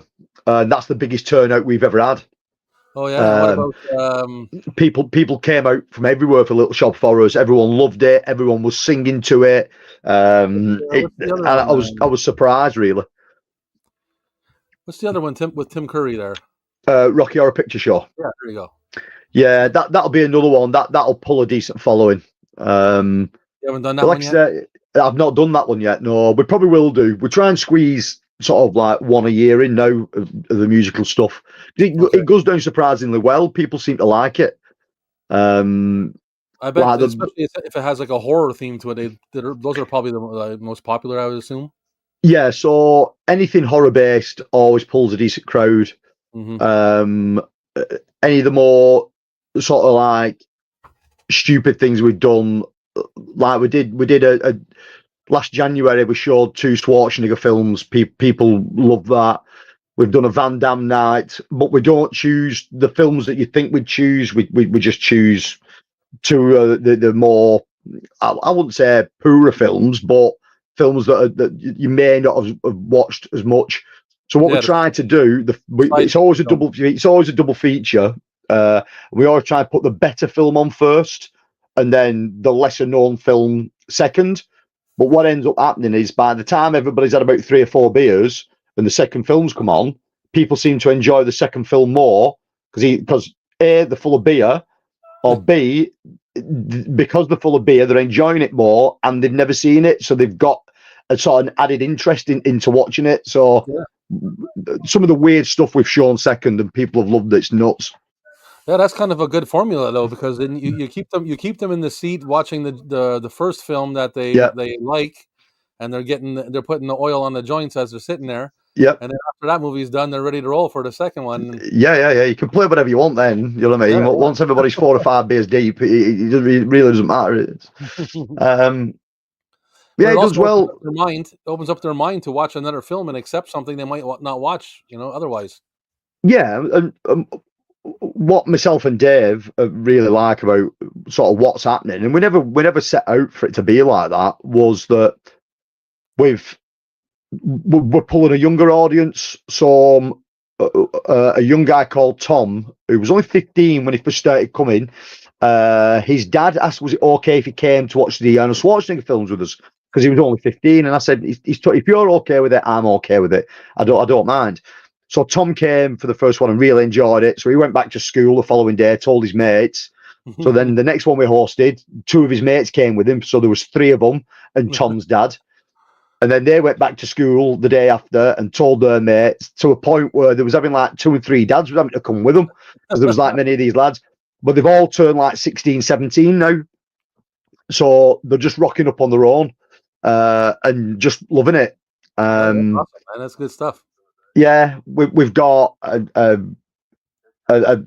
small part of the gay community from Wigan. They'll turn up every so often for certain films that we show. We've got way more women involved than I ever thought would be interested in the kind of crap I watch. So it's cool. So we've got a bit of everything going on, which it makes it a nice environment. You know what I mean? It's not just like some guys in their early 50s all sat around drinking, going, "Oh, do you remember this one?" You know what I mean? It's like, so there's good conversations, a good set of people. We started doing other things socially as well as, so it's been cool, man. Yeah, for sure, man. It sounds good all around, and like, especially if you're introducing like stuff to people who might not come Yeah, across that kind of thing. You know, that's super yeah, awesome. yeah. We did because Dave, who does all this stuff with me, you'll have seen him on some of the videos on our channel and that. His his boss is John Carpenter, so Dave works for film director John Carpenter. So he's straight into this kind of stuff. And we did a John Carpenter night, and we showed The Thing and Big Trouble in Little China. And the young lads that come hadn't seen either film. So we put the thing on first, and me and Dave were more interested in watching these young lads react to this film with the jump scares and everything. And of course, we know what's good, we know what's happening, we know what's coming. These lads don't, and it was just brilliant to watch them jump out the seats constantly. Like it was great. So me and Dave sort of get more out of it that way now that people are enjoying themselves, having a nice time, and that, and then Yeah, for sure, man. It's cool. And then it's opened some other doors for us. Local council have asked us to do some stuff for them now. So we've got 2 nights this year, one next month, one at the end of the year, coming up for the local council. But they've allowed us to use an old Victorian library. So yeah, so we're showing Night of the Living Dead, the original Romero one, first. That's on the 21st of June. And then with the help of some friends of ours and that, we're showing Ghostbusters for Halloween in there. So we're showing Ghostbusters in an old Victorian library. Nice. So yeah, cool. It's like we got it still blows my mind that people actually know who we are, what we do.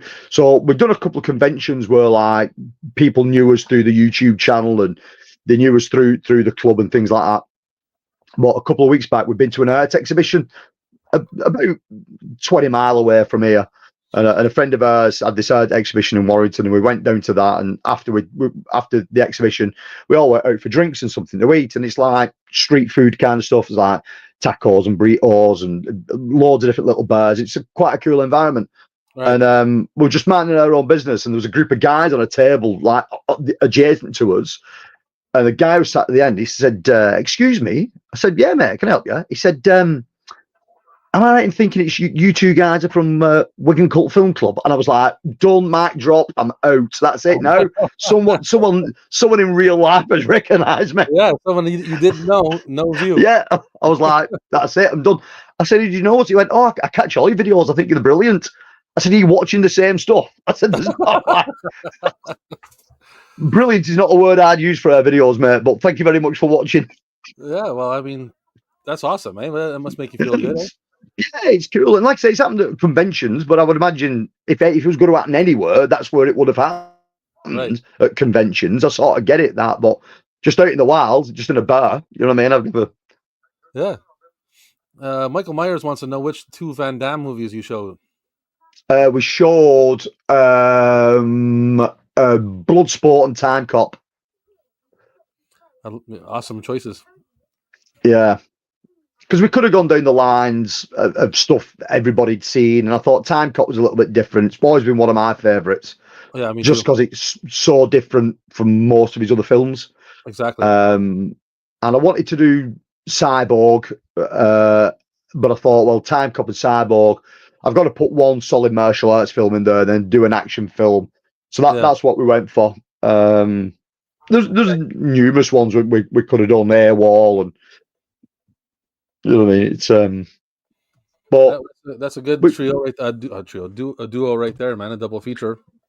Yeah, but we've done all kinds. We did Zombie Flesh Eaters and The Boneyard for 2 zombie films we did in May last year. That went down really well. Mm-hmm. Again, just watching these young lads' faces. So like the version of Zombie Flesh Eaters we showed was the full uncut version. And I always forget the full uncut version is not just the gore, but there's a lot of full frontal nudity.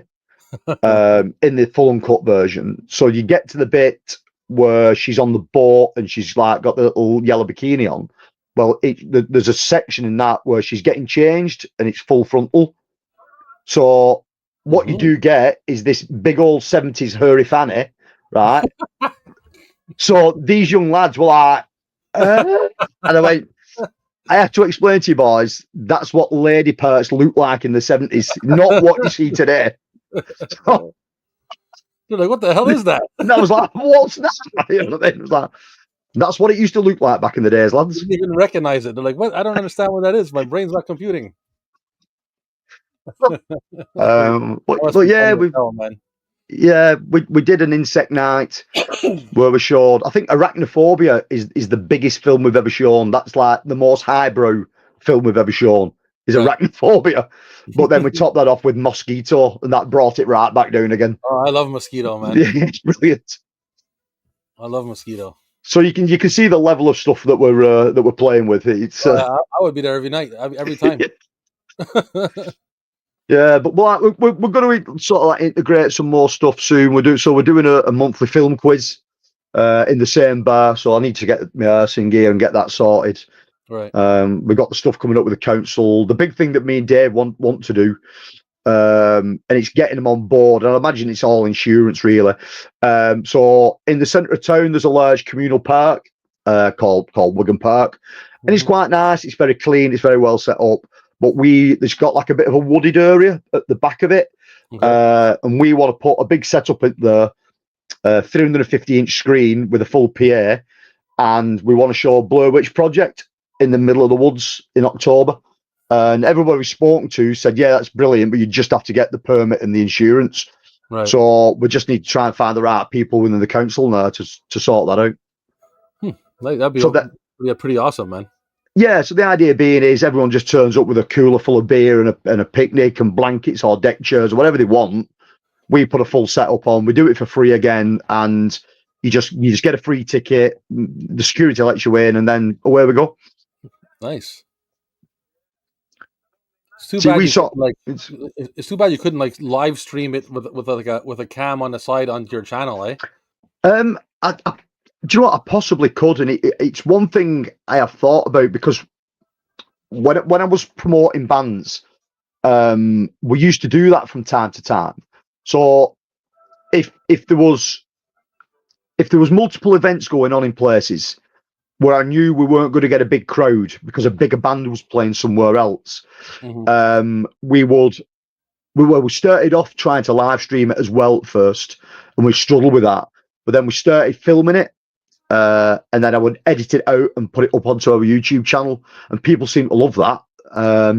So there's a possibility I could do something like that. It's easier to do it now than what it was back in the day when I was promoting bands. Right. Some people like just to put it on, like, and if you can see a camera, let's say like a closed circuit camera in the corner, and you get to see everybody coming and chilling and sitting down and watching the film, and they get to look at the whole engagement. That's pretty cool. Yeah, it is a good idea. It's definitely something we could look into, because the room that we use is sort of self-contained. If you come into film club, you'll come into this room. If you're just going into the bar, there's no reason for you to come in the room that we come to. And the bar that we use are brilliant with us. It doesn't cost us anything. They don't charge us anything for the room or anything like that. But basically, all it's doing once a month is it's filling his bar up for a night. You know what I mean? So yeah, and I'm sure he makes a bit of dough anyway. Yeah, 100%. And because of the kind of bar it is, it's more like a lounge bar. But he's got loads of nice choices of beer on. You're spoiled for choice. It's like 30 different beers. But he does nice coffees as well, and he does nice tea, and he does fancy cakes, and he does pie, and you know what I mean. So you can't really ask for more than that. Especially a lot of the women that come to club, they're all teachers. So we meet on the last Thursday of every month. Last thing they want to be doing is boozing on a Thursday night. But they still want to come to the club. So they come club and they'll have tea and cake, or they'll have coffee and stuff like that. It's cool, man. They all love it. Yeah, that sounds like a perfect situation, man. Like, yeah, it works. Yeah, well, congratulations. It sounds like you're having a good time doing it. Yeah, it is fun. You know what I mean? At first, it was out of necessity because our local cinema closed down and we had nowhere else. And then when we realised that there was people out there like us that probably were as sort of like sort of forthcoming as what me and Dave are. I mean, we'll chat to anybody, we'll get involved anywhere. That these people then realised they had somewhere to go to get involved with this kind of stuff, and it was being set up for them. So basically, all they had to do was turn up. That was it, and there was no money involved or anything like that, and it made it really easy. Yeah. So people just started coming out of the woodwork for it. So we was like, brilliant, you know what I mean? Yeah, it makes sense to me. Yeah, and we get round the licensing. So some friends of ours in the next town over, they have an independent one-screen cinema. It's lovely. It's well set up. It's lottery funded. They get a lot of government grants to run it. The British Film Institute helps them out as well. And we squared it with them that what we was doing, the way we was doing it, we would never have to pay for a license. So the way we do it is basically it's a private organizer. It's a private setup. Through invite only, but the invite basically is if you join our closed social media page, basically that's your invite, and because we don't charge anything and it classes a private function and it's free, you skip licensing. You don't need licensing. So there you go. It's yeah. So it can be done. You know, it can be done. Yeah. But like I said, we had to ask the questions off a lot of different people, and everyone came back with the same answers. So it was, but there's more and more sort of like what we do is cropped up all over the country. Yeah, one of the big ones in the UK is Notts Bad Film Club in Nottingham. That's a really big setup. They're great, and you've got KRULL Bad Film Club, and they started cropping up all over. It's cool. Yeah, there's a couple of people around here, places around here where people do like. Like public domain movies and charge a little bit, horror related and all that kind of thing. And yeah, sometimes they do good, sometimes they don't. But in my immediate location, like for me to go, there's nothing like that. I would definitely be opposed to that. Yeah, the thing for us is because there's no initial outlay, it's not costing us anything, and we don't charge anything. It makes it just dead easy.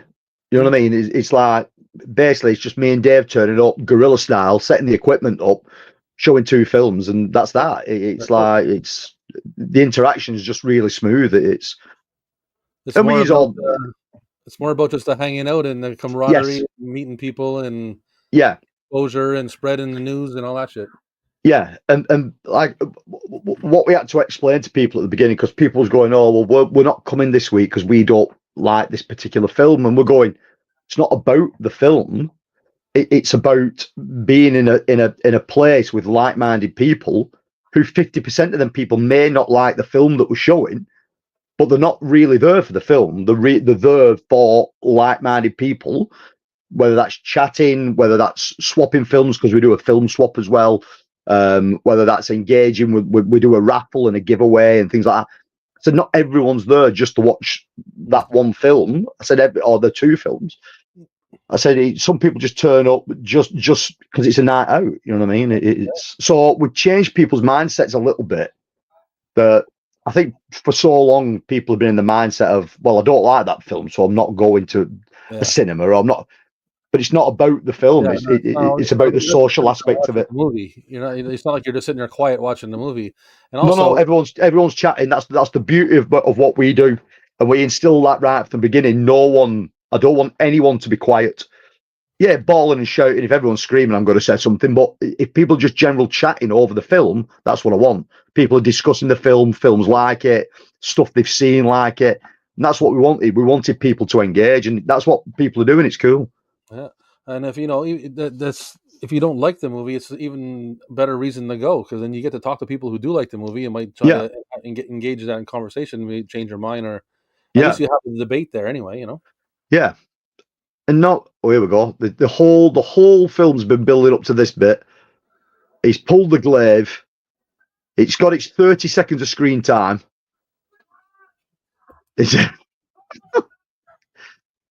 But yeah, it's like I say, it's working well. There's been some really good people drop into the group. Lawrence Hervey from the Human Centipede films, he's a local guy. He's got involved. Oh, nice. We got involved with some local filmmakers the other week, and we got invited to as like a 70s giallo slash 80s slasher film that they made called The Blade Cuts Deeper. Right. We got invited to a screening of that they were doing, and that was really good. Yeah, so you know, I mean, it's cool getting invited to stuff now.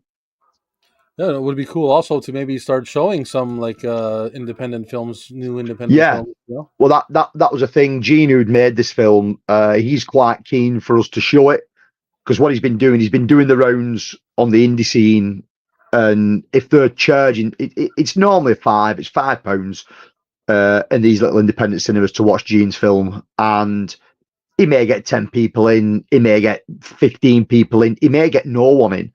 And as he's been doing the rounds recently, it's been struggling a little bit. And then after we'd seen it and we liked it, and I said, well, at some point, if we showed it at the club, there's like the second film, and he went, that'd be amazing. He said, because there's more people will see it through your club than what would turn out to a cinema and pay the £5 and watch it. Yeah, for He sure. said, and the people that's at the club are the people that we want to see this film. Yeah. So he said 100% we'll sort something out. So we've got that coming. Yeah. You already got like you said, you got the club going. There's a a certain amount of Yeah. people that are going to see it getting guaranteed. Yeah. Yeah, he pulls it out, he throws it, Yeah. it spins. Yeah. It does nothing. It spins. See, there's a scene coming up. There's a scene coming up here as well that's quite graphic for a PG rated film. It's still spinning. It spins beautifully, I tell you that. Oh yeah, it does. It does. It doesn't look like a lightsaber though. No, not quite, but and there's a tiger all of a sudden. I didn't notice the tiger. Where'd he come from? That was Thingy the Magnificent. He turned Oh, himself into a tiger to protect the little lad. that's correct.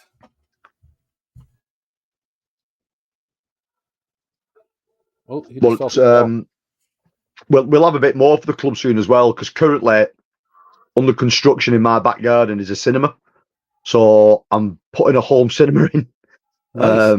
Yeah. So it's it's going to be a 6-screen cinema, 100-inch screen. 6 screens? One screen, 6 seats. Oh, okay.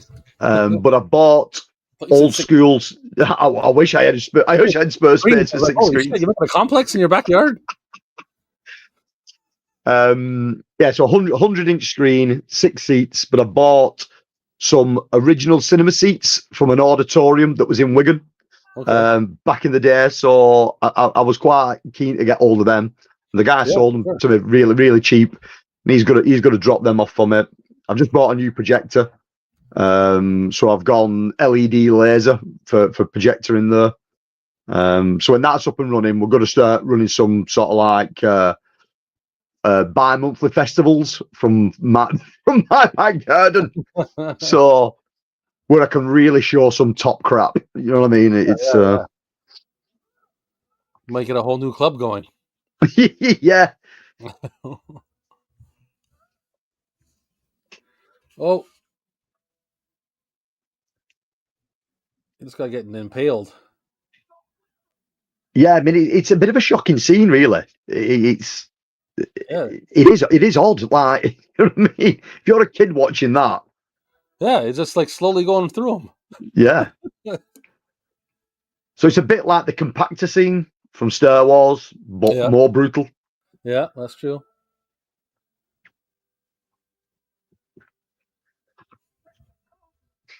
That's true. Eh? Like nothing happened with that. It just it sort of cuts through whatever it's cutting through. That's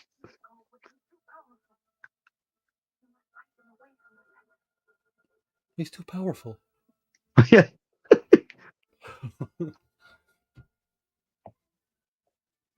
He says, "Don't worry, I have this awesome ninja star, and my hair looks great." Yeah, I am looking fly.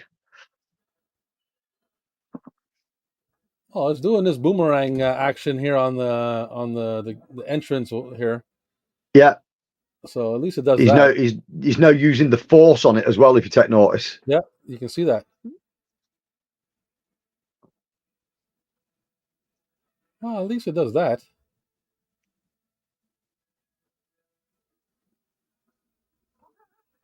You can also cut several slices of bread at the same time.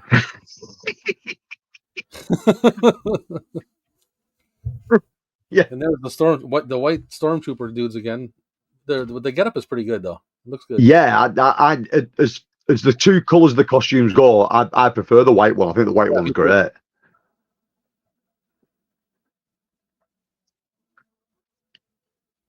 Oh,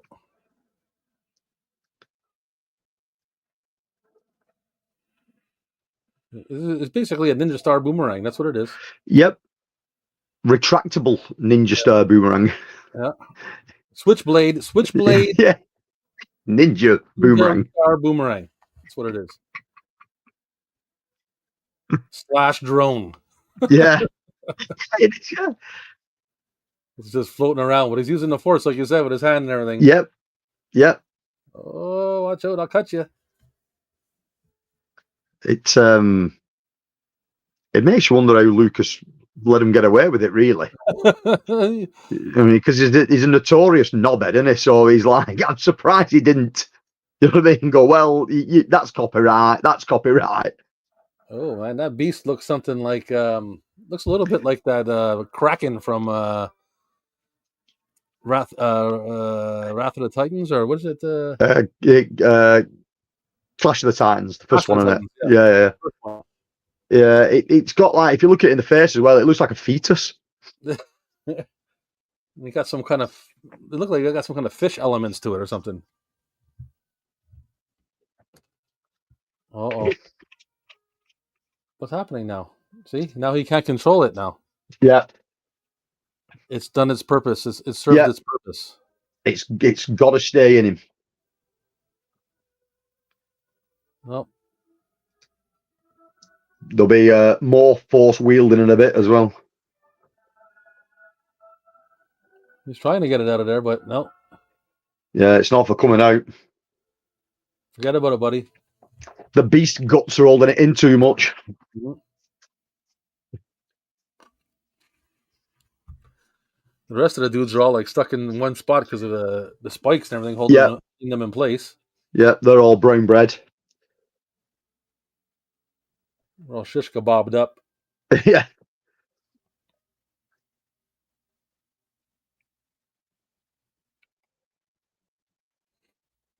Yeah, even the sets and everything too are super cool, man. yeah, they're brilliant. Like I said, there's a couple of little bits. There's some Yeah, like early CG stuff that's used and stuff like that. You can yeah, tell now, but it doesn't really take much away from it. It's of the day, and it is what it is. It's in some ways it lends a bit of charm to it. yeah. That's what I think. That's what I think. Oh,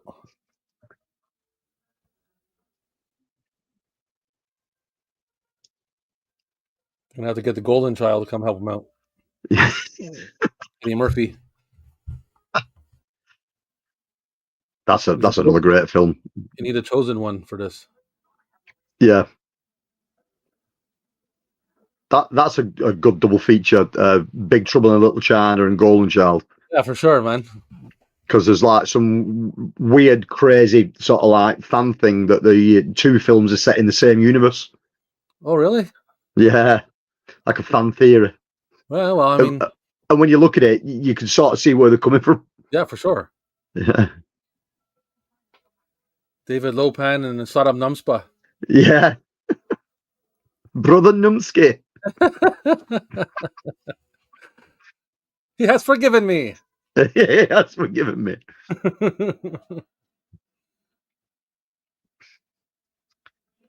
Uh-oh.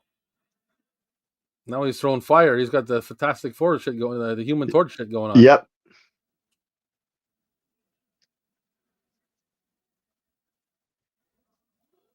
And that beast thing is spitting at him. Yeah, it's throwing out Hadoukens.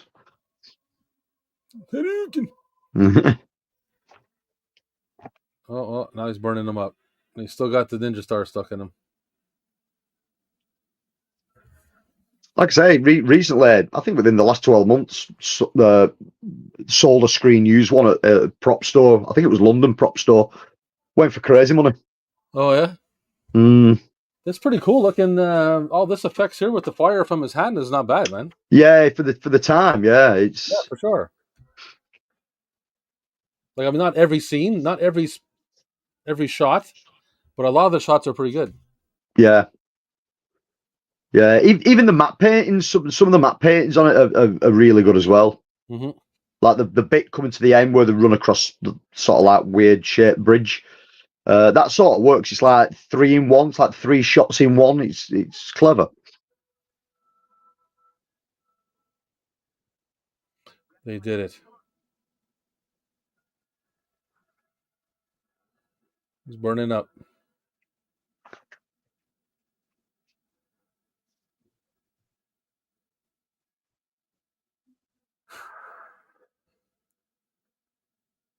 They do a close-up shot on it. Just so yeah, it's still in there. Yeah, and I like, even with the close-up shot, you still can't make out all the features of him. No. He's still in shadow, even when he's close up. It's brilliant. Yeah, they obviously did that because because they didn't have a full creature probably. That looked amazing. Yeah.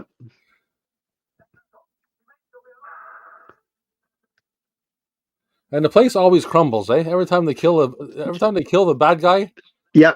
The place is always crumbling. You got to get the hell out of there. Yeah, you can't just walk out the front door and call it a day, can you? No, you've got to get it the worst place possible while it falls to pieces around your ears.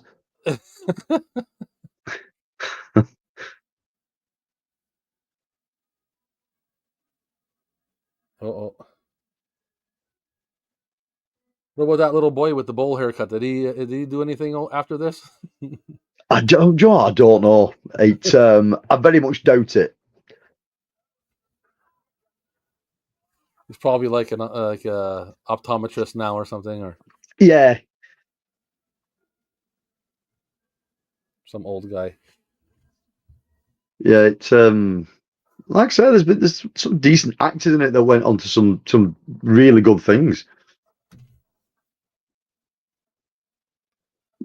Yeah, here the whole place is crumbling. But it's got that very sort of British style of filmmaking about it. Mm-hmm. Like, director was British, producer was British. You know what I mean? It was right. Most of the stunt coordinators were British. So it has got that sort of like British quirkiness to it. Mm-hmm. And a lot of these kind of films have, you know what I mean? It's like Hawk the Slayer's got the same sort of general premise as what this has. You can tell it's a British film. It's that especially for me being on this side of the water, when you watch movies like that, it enhances the effects of the movie because it's British and it should be, and it's not like this, like over here, and it adds to the whole story of it, you know. Yeah. I mean, if I watched this movie and it wasn't British, I don't even know what that would look like. Yeah, would it work the same? I know it's some of them get away with it. You know what I mean? The likes of Conan that gets away with it. But then Willow, no, I know it's an American crew, but some of the cast were British. Some of it was filmed over here. That feels very British in the way it's filmed and shot and the aesthetic of it. Mm-hmm. Yeah, I don't know. It's the fantasy genre. Yeah, it works a lot better if it's British. Yeah, for sure. I guess like that's where it all started over there in Wizardland, right? So yeah, Excalibur. That's a British film. That's fantastic. Did you like the Guy Ritchie King Arthur? Yeah, I actually think it's really good. I don't think enough people talk about it. I didn't, for some reason I didn't want to like it. I don't know why. I guess just because the dude from the Sons of Anarchy kind of bugs me. Yeah, I don't particularly like him as an Yeah, actor. He's not brilliant. no. But so I didn't. I think I didn't. I didn't inside. I didn't want to like it, but I did, and I've Yeah, watched it like I've seen it like 2 3 times now. yeah. I think it's one of those films that it's you can tell it's a Guy Ritchie film. He puts his own spin on it. The story's slightly different, so he's got that, you know what I mean. He's got that Cockney swagger about him. Mm. He's a bit of a rapscallion. He's Yeah, a bit of a wheeler dealer. You know he what I gets mean? And gangster. what I'm gonna be king, like that kind of thing about it. And I thought it was a decent little twist. Yeah. And then you get the whole POV shot of him running over the rooftops and all that. And I thought that was really good. Hmm. But it's enjoyable. It's fast paced. It's 100% a Guy Ritchie film. Yeah. But I yeah, uh, I liked it.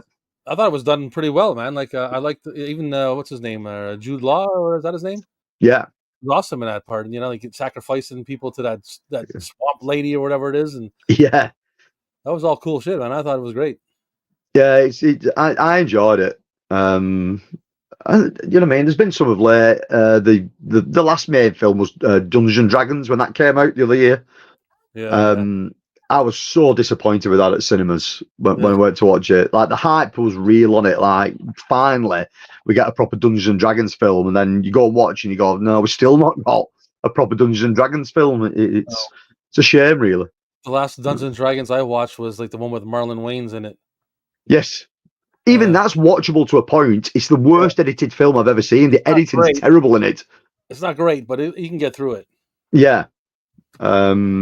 But it's yeah, I just didn't get the whole premise of the one from a couple of years back. It just didn't work on any level. No, I didn't see it. You're not missing anything. Like not nothing. That's good to know. So now they're all skipping through the field now. Yeah. It's like the end scene of Little House on the Prairie, you know? It's exactly like that. Yes, and they're actually skipping too. So Yeah. Oh no, yeah. it was financed by Berkeley's Bank of the UK. Oh boy. They got made at Pinewood Studios. And that's the end of that. And that's that. That's how you Yeah, that was that's Krull. how you sign off. That's how you sign off a fantasy film. That's That's it. Skipping through the it. field. Yep. It's Happy ending. it, yeah, it works. You know what I mean? It's good. Everybody loves a happy ending. Yeah. You don't always get it in these kind of films. You always get a solid ending, but 9 times out of 10 it's not happy. Like the main protagonist will die, or you know what I mean. But this one, no, it's everyone lives happily ever after. That's right. They've only lost half of the crew, but the ones that you cared about the most, they're all alive. Those were expendable. Those Yeah, people were expendable. So yeah, and they've done well. So the kid's alive, and you know what I mean. It's fine. But no, it's probably it's a good film. If I think if they could have if it could have done a little bit better at the box office, and if they could have set the sort of world up a little bit better, they could have done sequels after sequels of these quite easily within the same universe. yeah, Um, they had a little but bit more confidence in it. yeah, but I think it bombed that hard. That they just thought, well, you'll just write it off. You know what I mean? It is what it is. It's done now.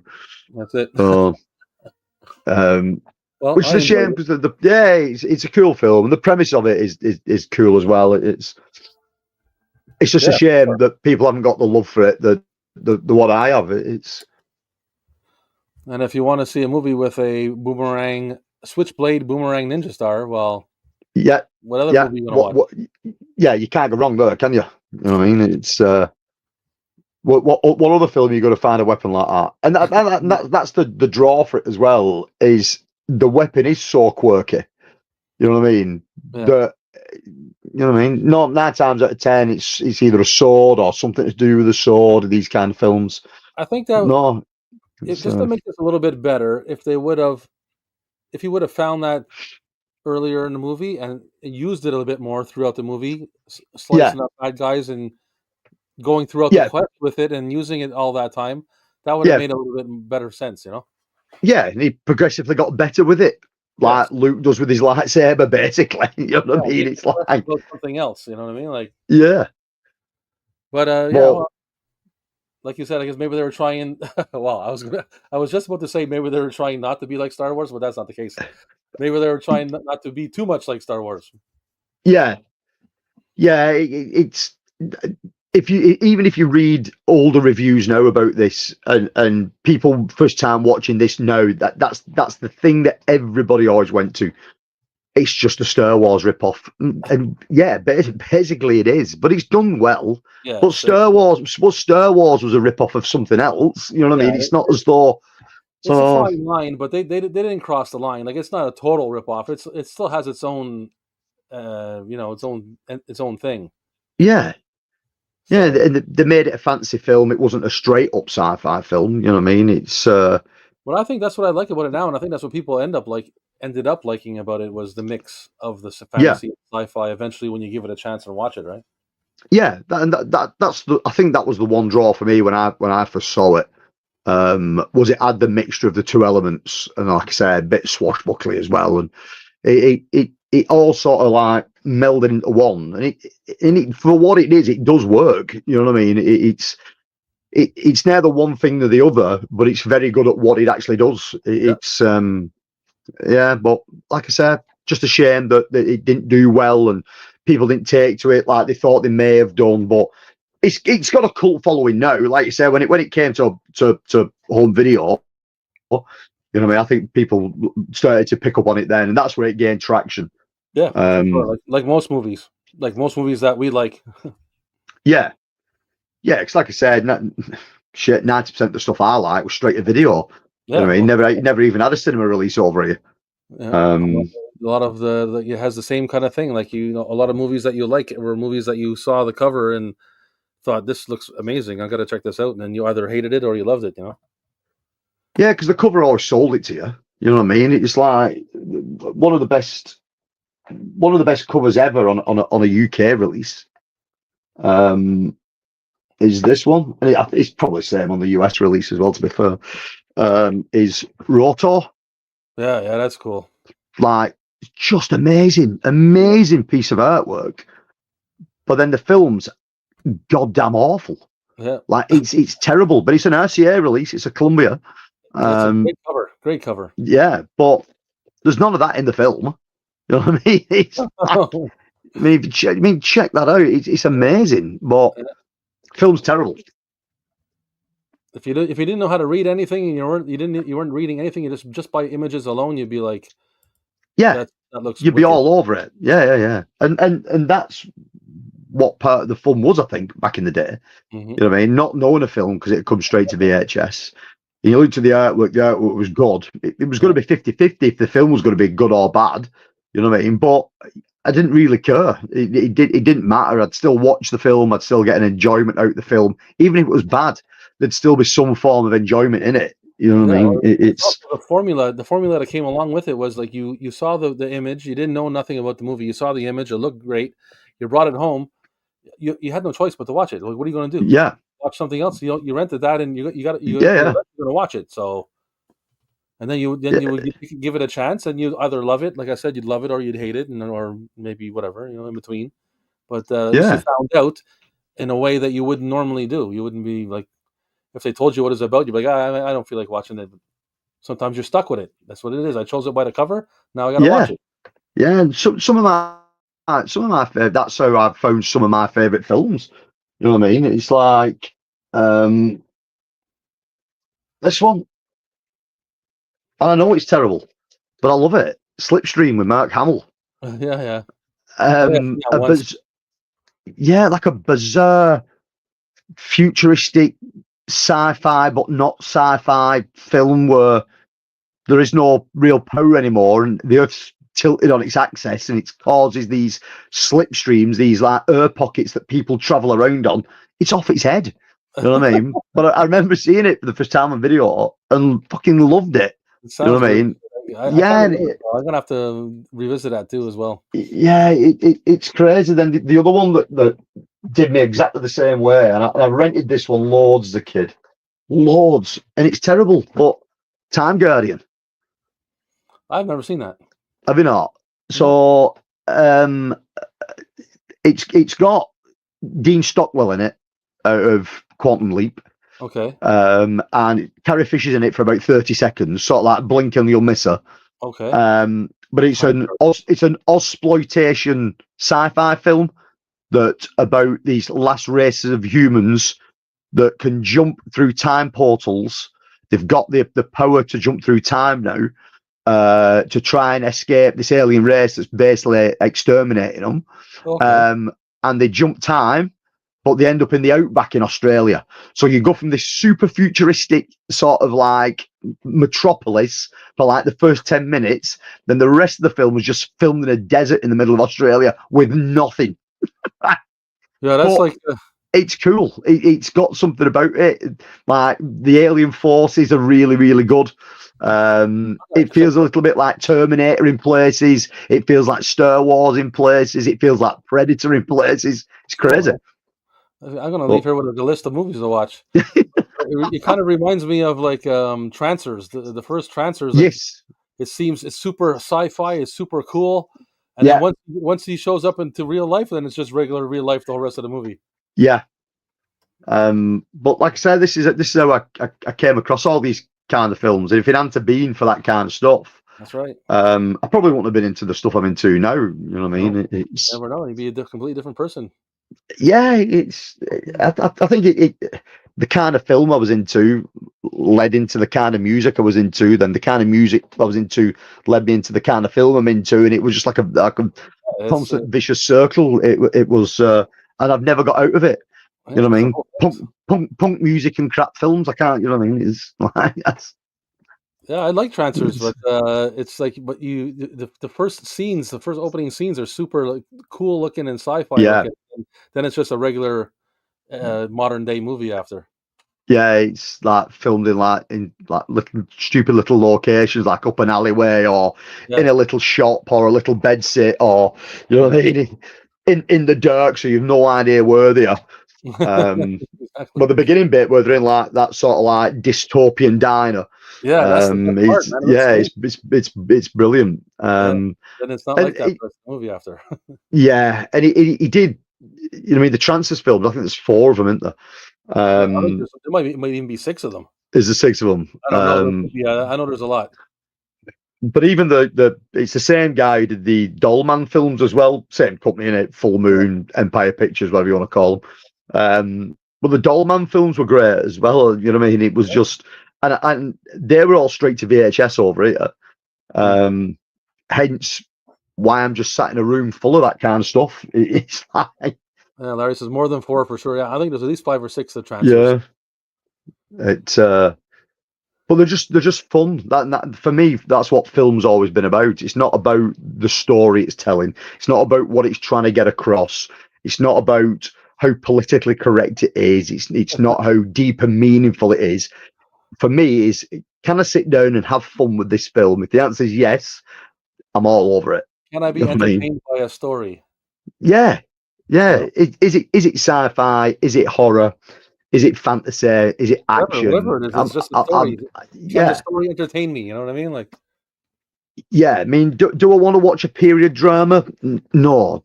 no, Do I want to watch films that are based on real life? No. no, All that shit happens outside my window, and I don't. I yeah, don't want to watch films about that. no, When I watch films, I want to be taken out of reality and one put hundred into percent. another place, and that's how I've always been with it. Mm-hmm. Um, and it's just stuck. I've tried with like see highbrow films and that, and it just doesn't do anything. Like I just don't connect at all. But give me a Yeah, stupid sort of like sci-fi romp film, I'm all over it. It's yeah, same here. And the crazier it is, the more I like it, as because that's what a story is about. Like, yeah, I mean, obviously, if they do it wrong, it's a shitty story, and it's not as delivered as well as a good story. But a story needs to be a story. You know what I mean? It needs to yeah, be suspending belief and things like that.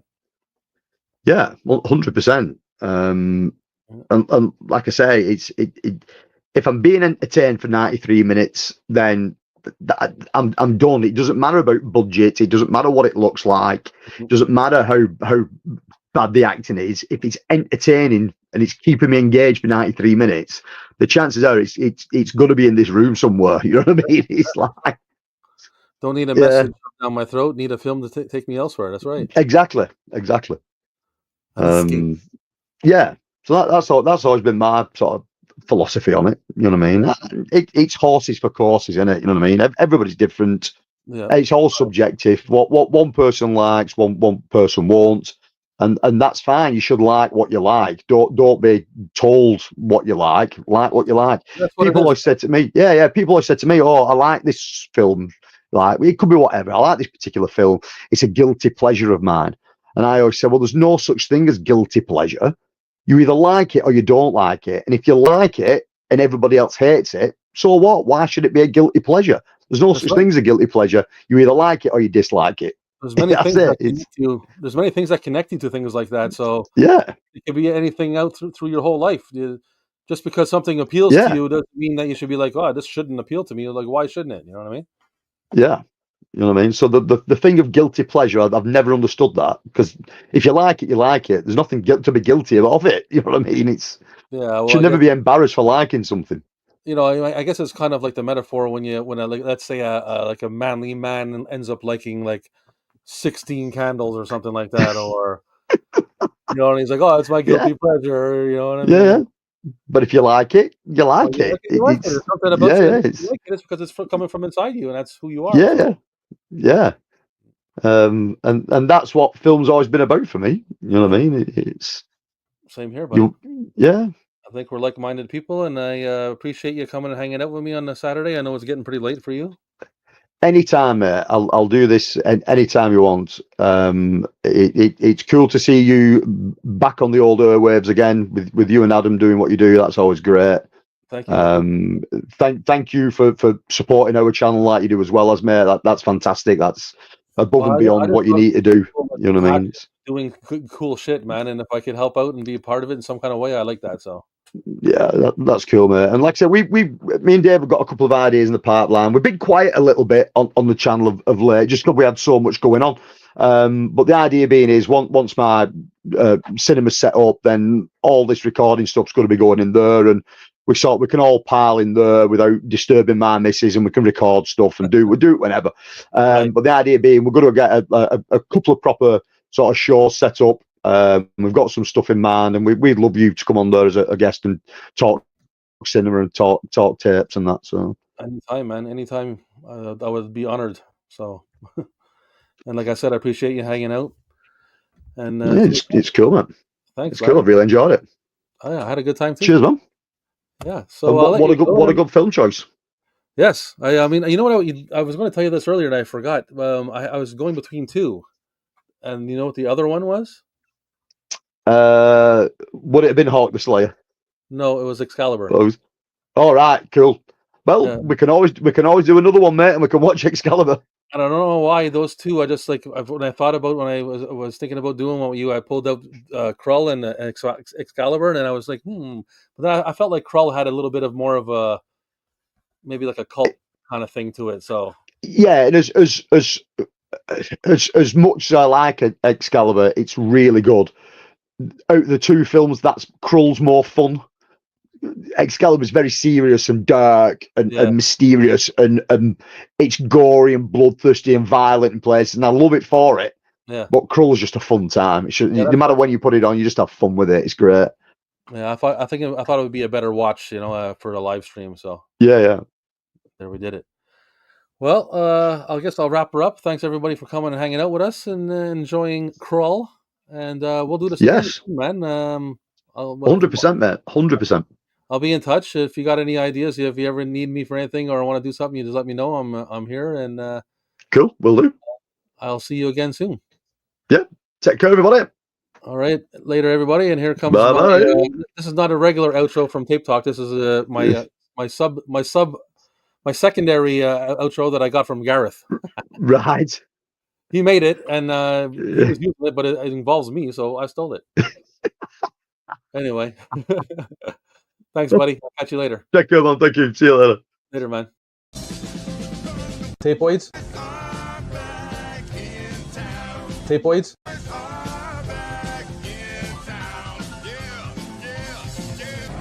Tapeoids?